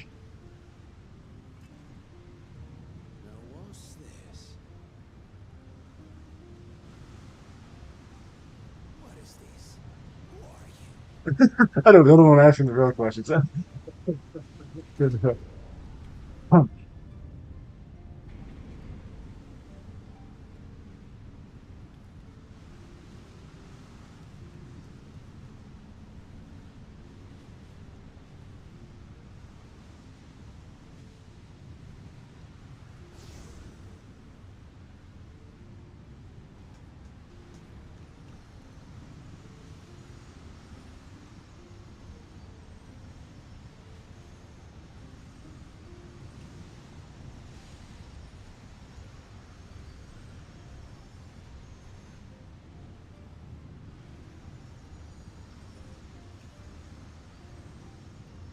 Okay.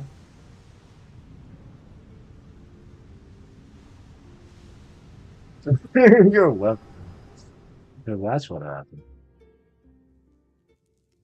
Though it never opened again, Galuf continued to study the gate for years after that, hoping to learn something of value. All he could conclude was that it was built with unknown technology, and that it led to another world, one apart from the Void.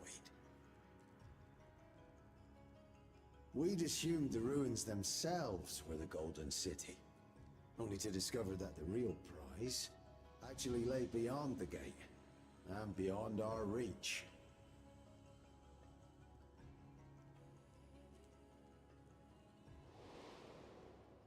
Couldn't make head nor tail of the artifact, either.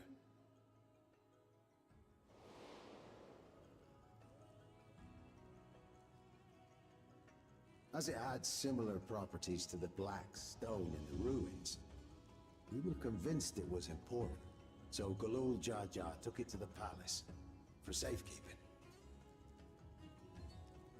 Galuf, meanwhile, took the baby with him back to Sharlayan and raised her as his own. Then the child was...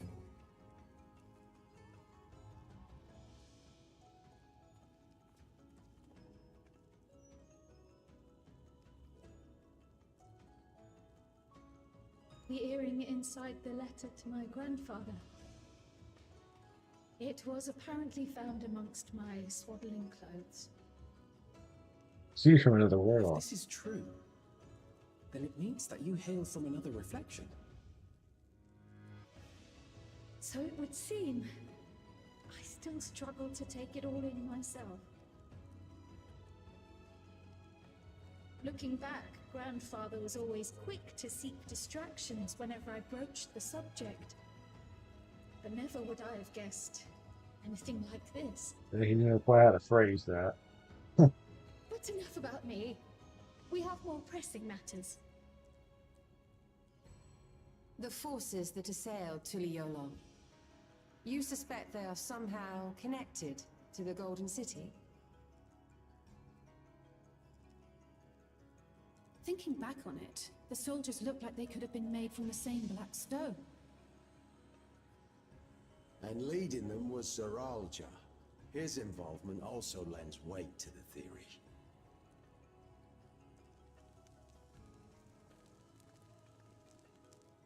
On the day of the succession ceremony, a bandit took me unawares and knocked me out. When I came to, I found my home turned upside down, with a few particular items missing. Namely the keystones I was entrusted with, from my role as Watcher of the Gate.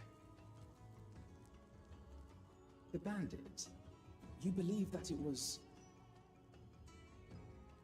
I only got a glimpse of him, but I was a blue-scaled Hubigo. I know of no other. The artifact stored at the palace was also stolen. The thief struck during the ceremony, and the guard was spread thin. So our assumption is Zeralja somehow opened that gate to another reflection, where he acquired advanced technology and his mechanical army. It fits. And if he did, then it's also likely that the dome is a product of this unknown reflection.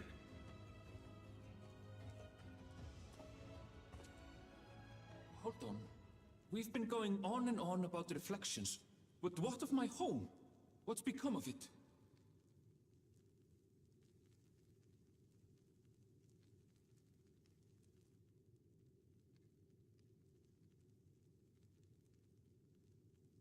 Hurry up, real quiet.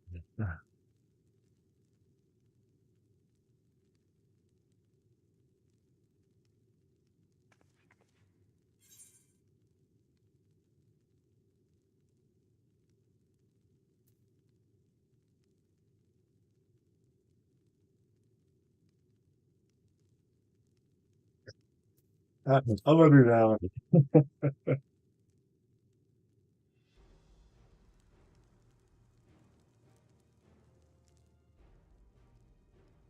Indeed.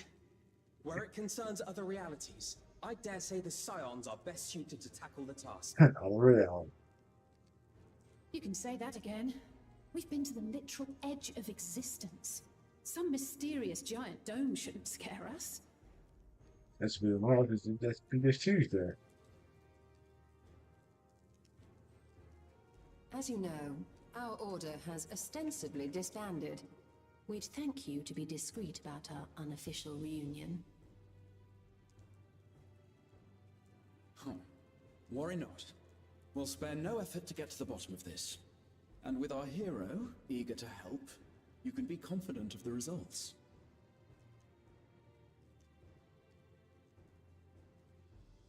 I'm coming with you. If that's where my brother is, then that's where I must go.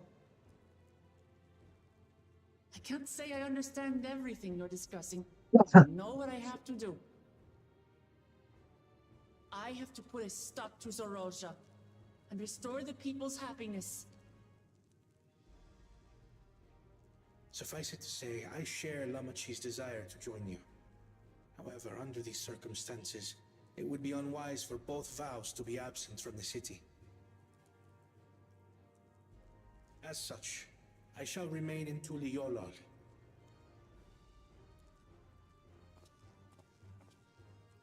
Come what may, I will protect our nation. So go forth, sister, and do what you must.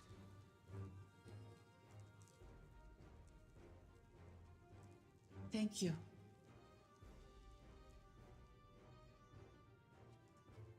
It may be prudent for us to likewise divide our forces. While one group ventures into the dome, The other keeps guard without. Agreed. There's something I wish to investigate out here, so I will remain. I as well. The enemy's warships still loom overhead, and I would see that we are prepared for the worst.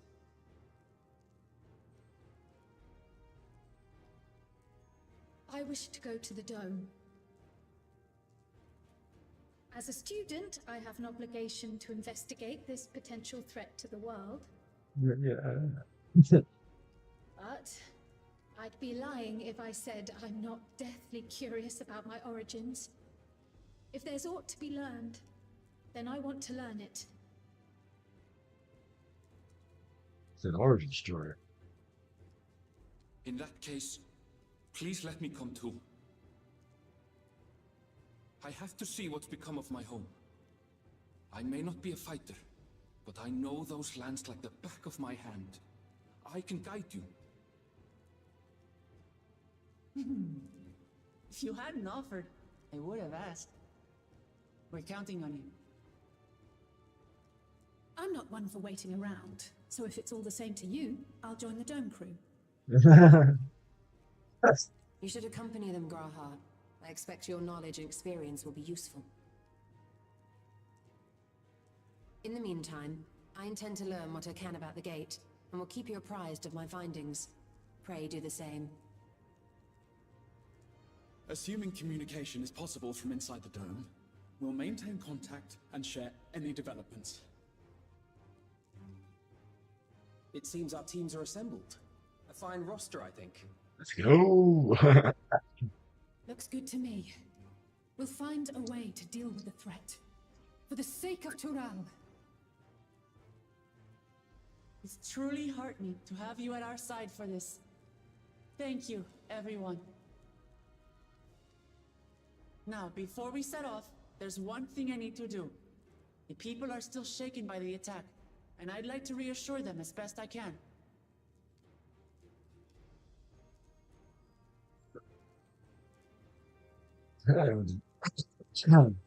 Head nodding all around.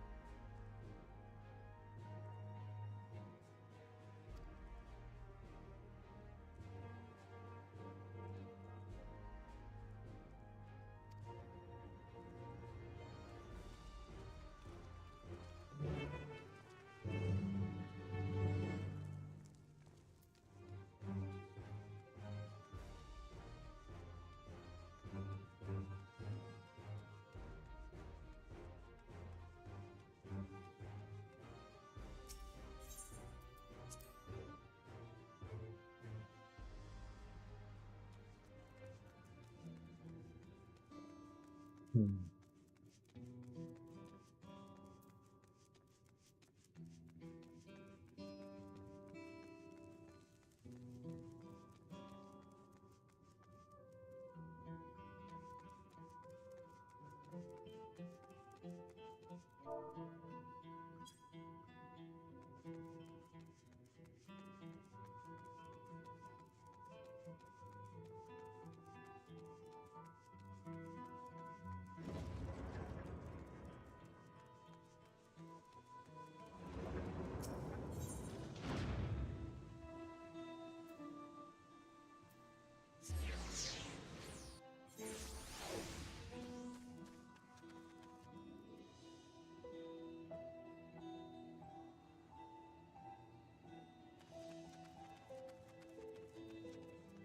Hmm.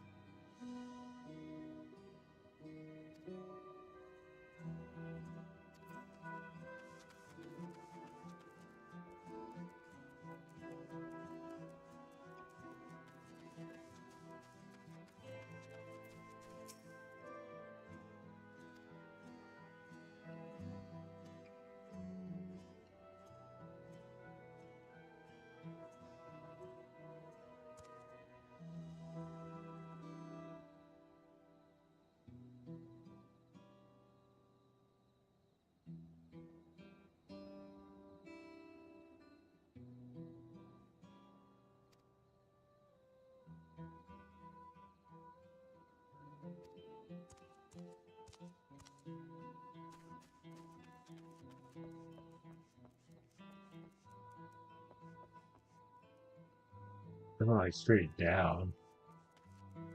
Are there other people? There's two red people there, so.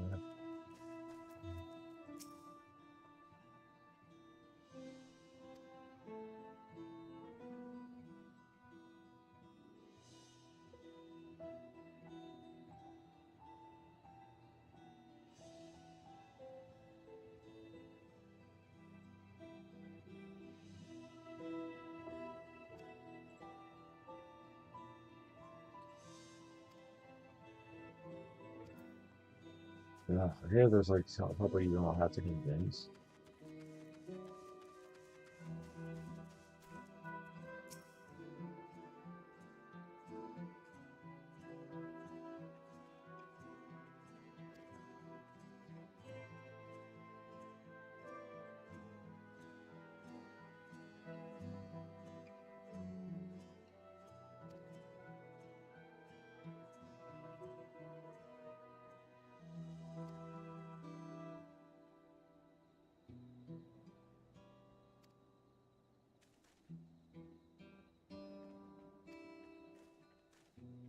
Really convinced you very hard by them. One of those up here because I went all the way down.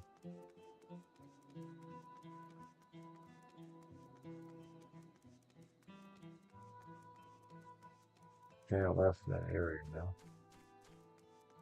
Ah.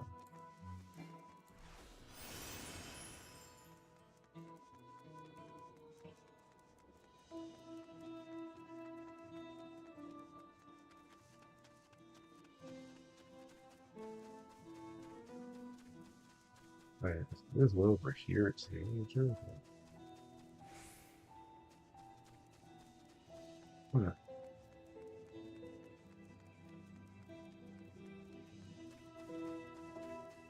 I was making sure that I'm not missing anything. I think I might have saw it again.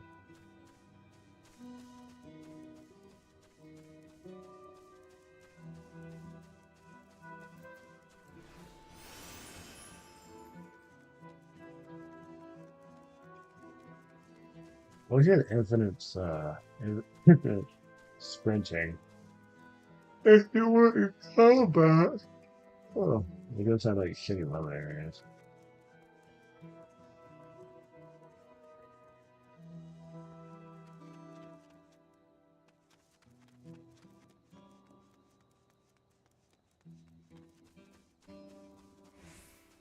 Dumbfounded farmer.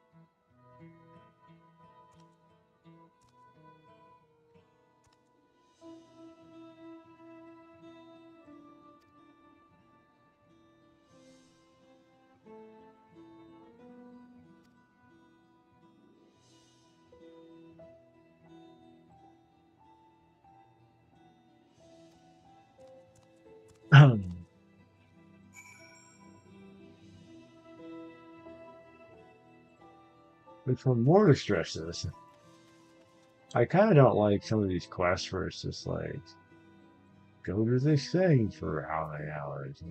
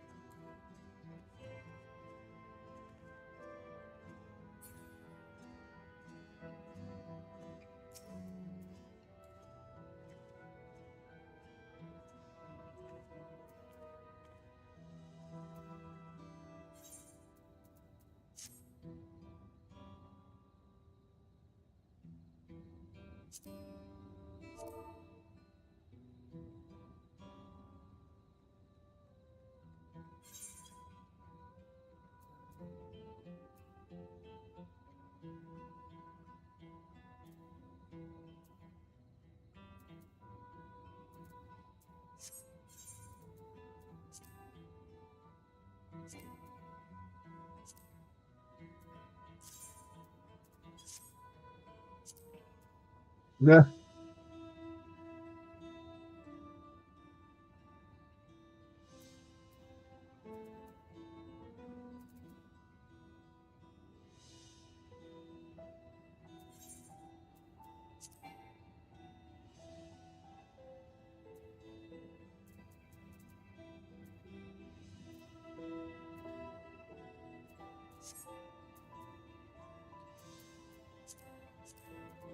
No. You shouldn't.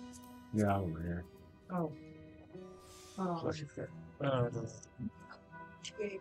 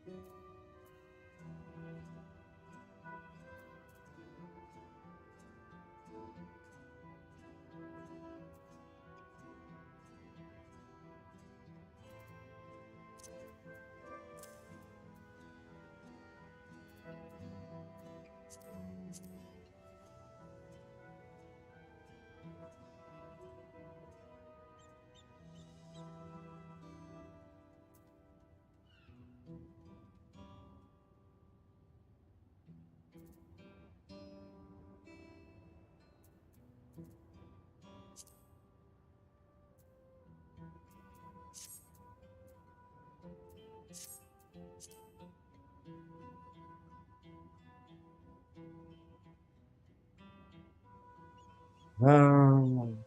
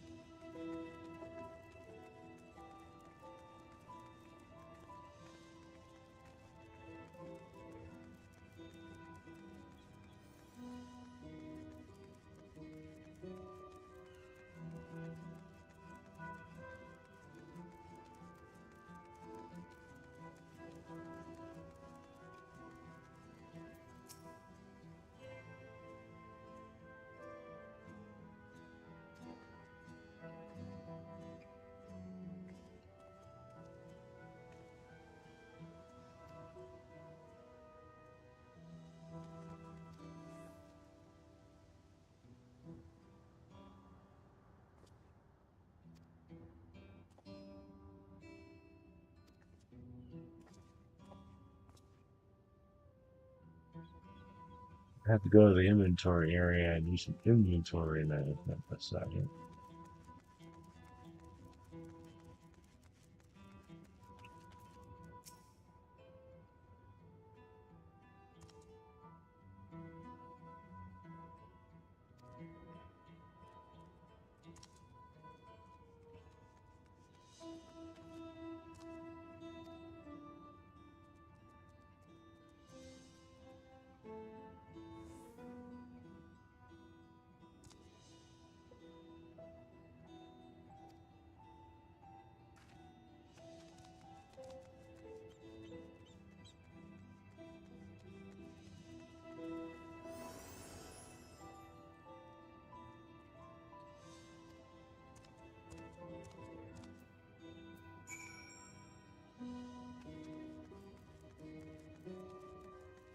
Let's go to over here actually. I'm gonna do a little bit of management with us.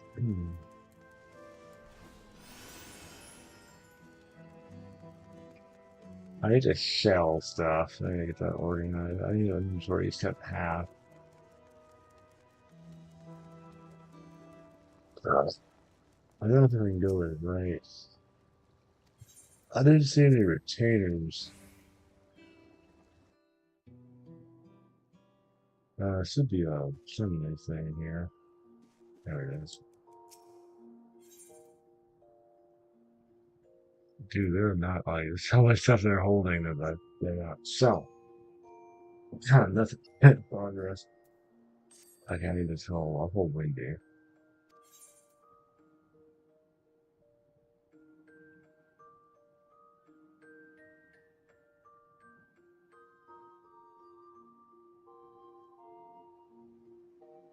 Let's see, shell items.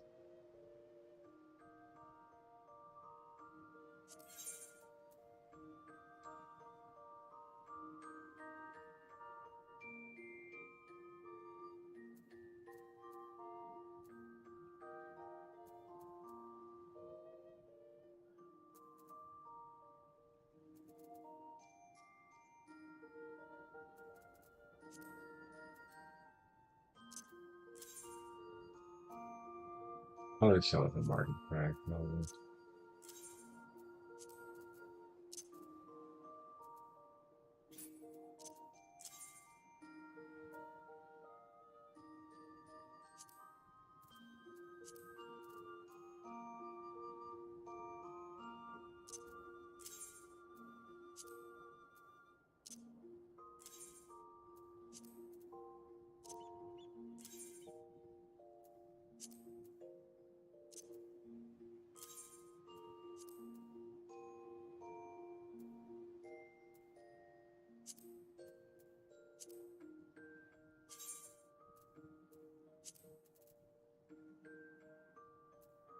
Oh, so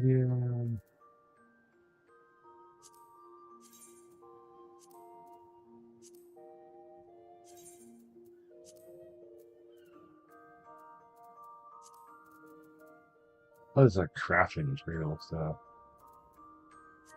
Yeah, it's all sandwich.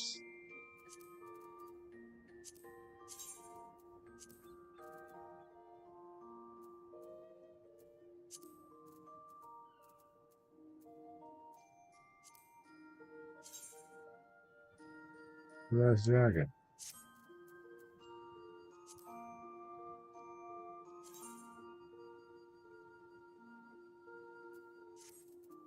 Wow, someone that.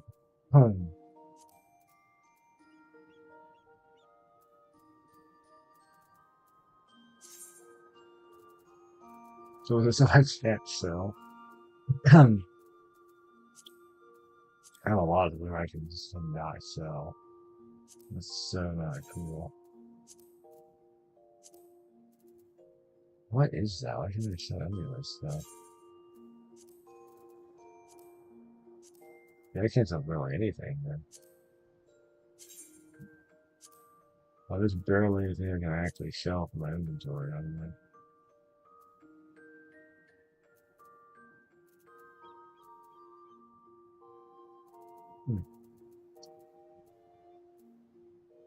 What about the saddlebag?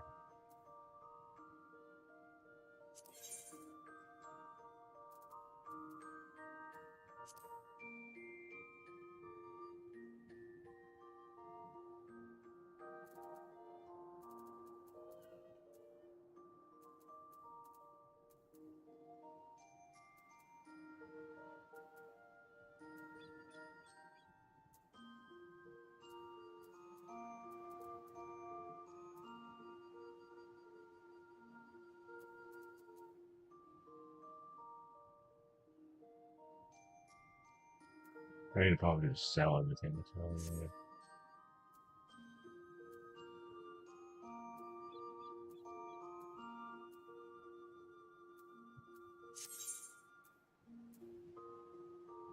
Let me look at her inventory. I may have to sell everything in her inventory. I think, what am I looking for here?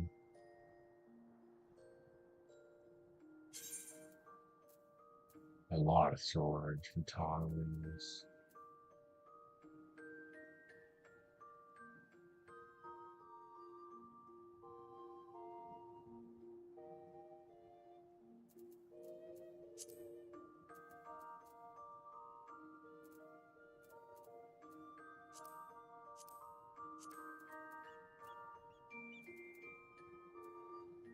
Sometimes market prohibitive, so oh goodness.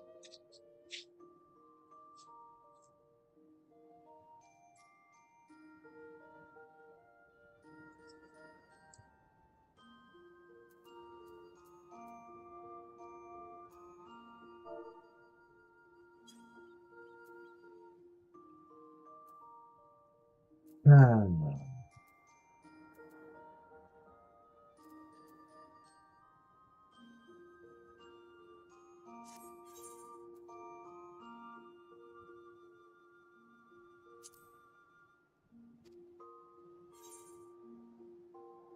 Selling 20 items.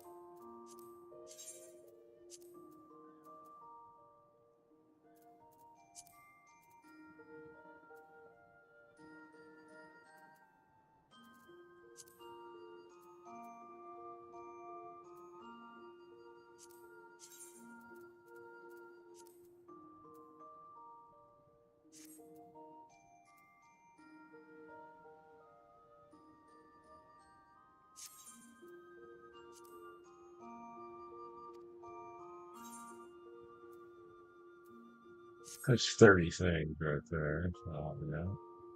Or Brad jacking on. Working on it, right? I think my inventory's kind of under control. Well, it's slow. I still need like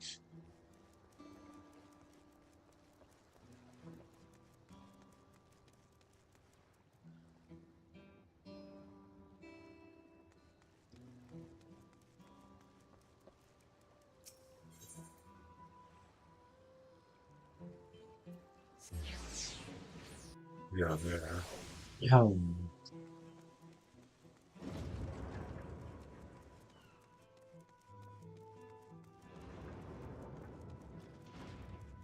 That's just took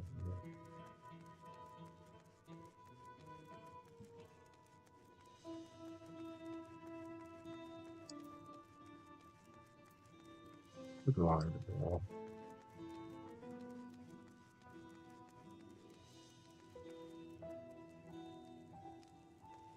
Let's see. I gotta do it over here.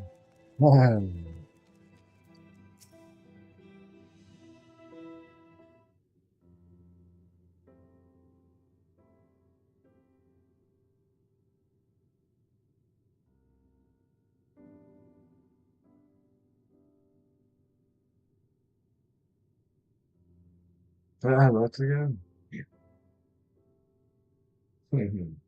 Right.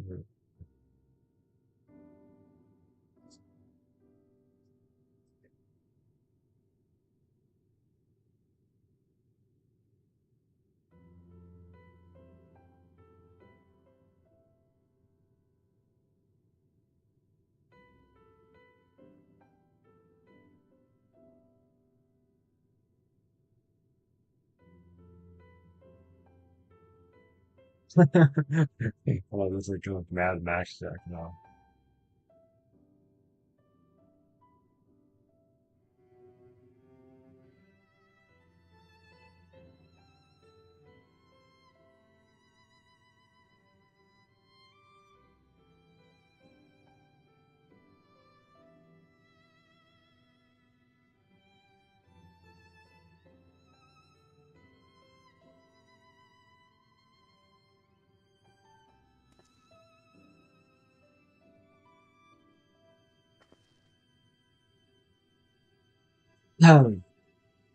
Right. This is grandiose epic speech.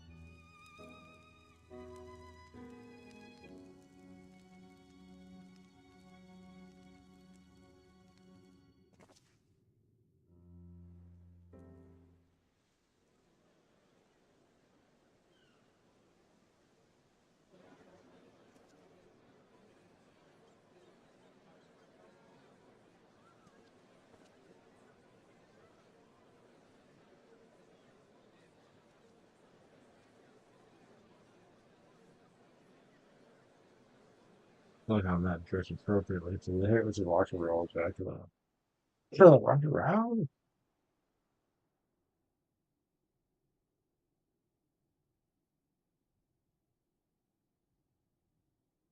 Namachi, are you all right? He's like, sure, not at Yes. all. Don't worry. I'm ready for it. Fear, and sadness, and anger. Everything.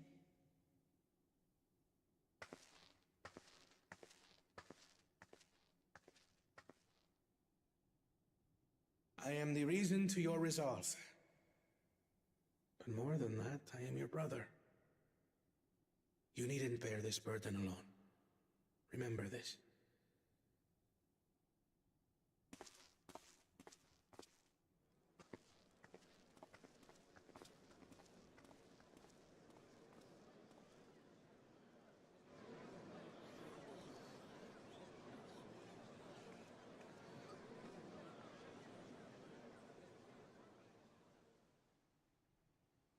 As you likely already know, my father, our former Dawn servant, lost his life in the recent attack.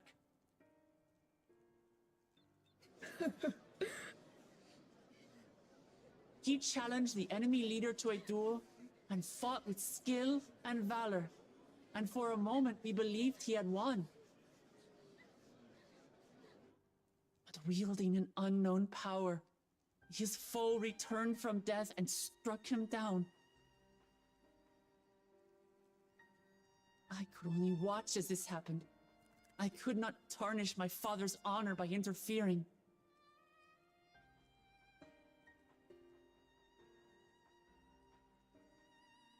Many of you have suffered terribly. You've taken wounds. You've lost friends and family.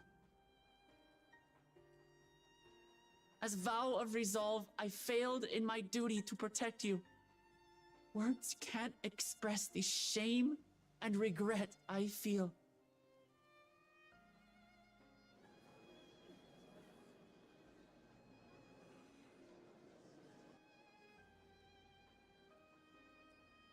And as much as it pains me to reveal this, the enemy leader was none other than my brother Zoral Shah. Zoral? It's true! I saw him! We believe he staged the attack from Yasulani, which has been encased within a mysterious dome. I know that you're concerned for your loved ones there as well.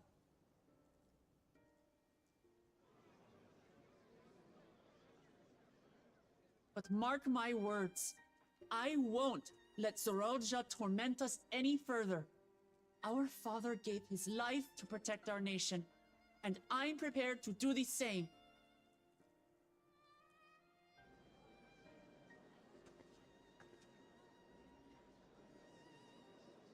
You say that, but those metal monstrosities are still up there in the sky. What are you going to do about them?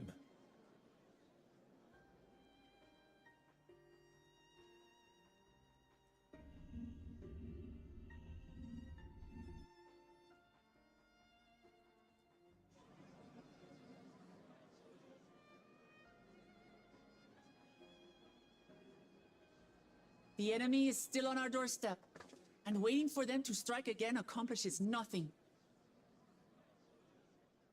That's why we're going to strike first. We are going to take the battle straight to Zoral and put an end to it all. And while my sister sallies forth, I will take charge of the city's defenses.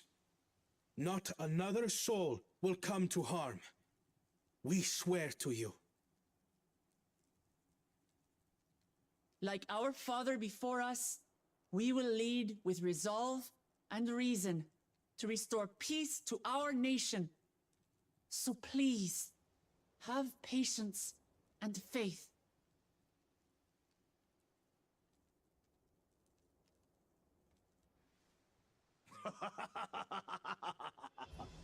So the resolve goes on the attack, while reason shores up the defenses. Sounds like a fine plan. Needless to say, you can count on my sword. Tural's my home, and I'll do my part for it. Hear, hear, brother. That makes two of us. Or was that two of we? Never mind that. What of the rest of you? Will you let others do the work? Or will you do your part and fight? I can kind of see him being like the general of their army. We fight! We're two Leolans because we're united! We'll stand with you and weather the storm! He's right. This is our nation and it falls to us to protect it. They're gonna protect itself. We'll fight too! For Tuliolan! Me too! Me too! Some random cat boy. Together in this.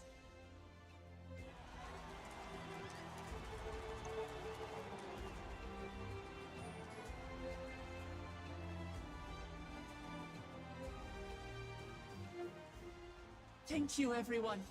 I like how he was like the villainous character. Now he's like the We've hero. already learned much about our foe, and we will continue to learn more. In time, we will have the means to make their warships fall from the sky. When we join hands with our countrymen and our allies from afar, we're stronger than we dare to hope. Together, let us show the enemy the might of Tuli Yolal.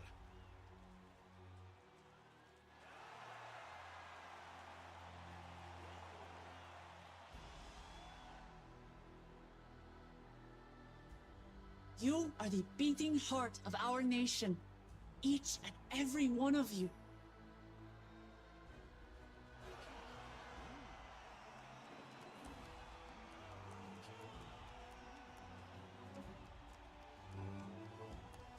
Uncertain days lie ahead, but for now, I ask you to persevere, to go about your lives as you always do.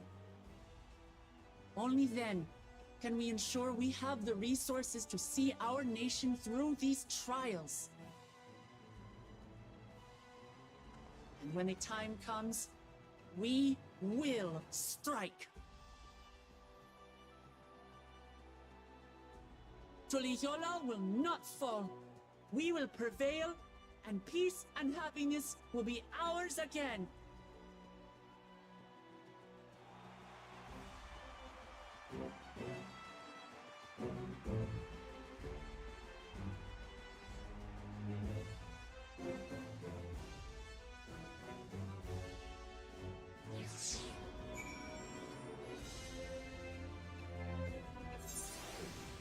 Da, da, da, da.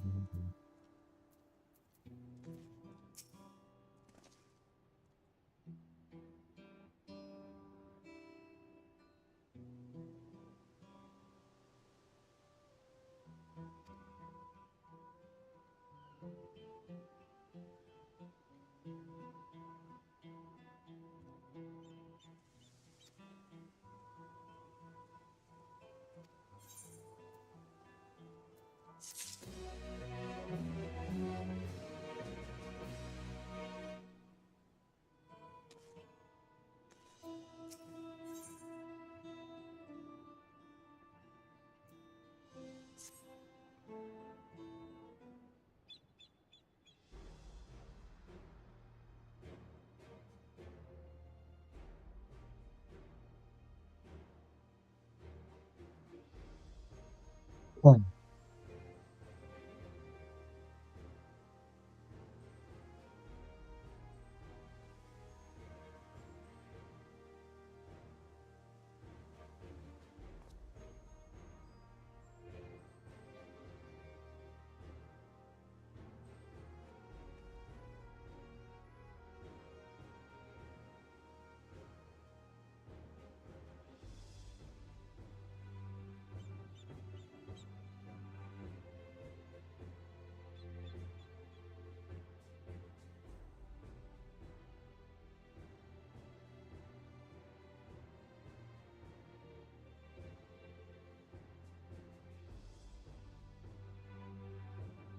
Oh, hi, Dom. Classic shot.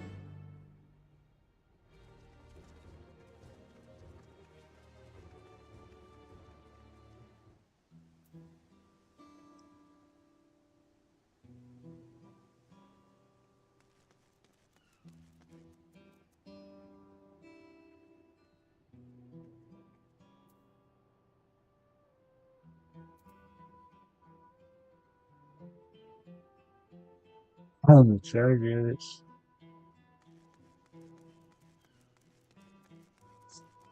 Yeah.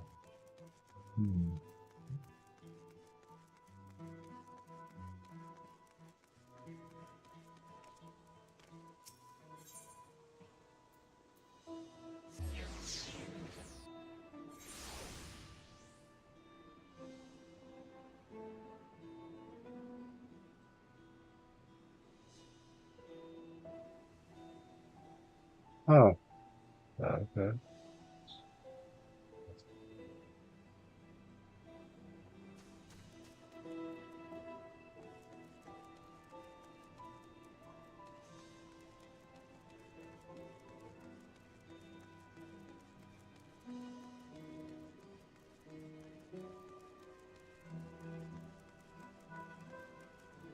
That's all.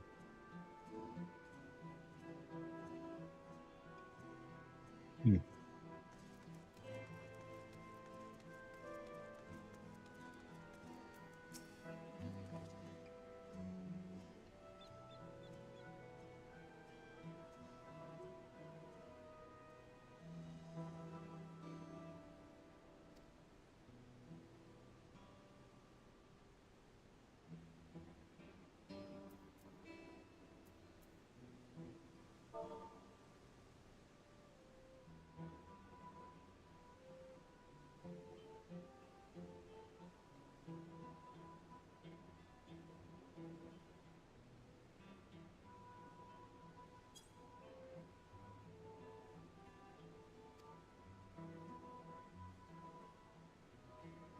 So that's what about 9:30. So I think we're gonna go ahead and sign off for the night.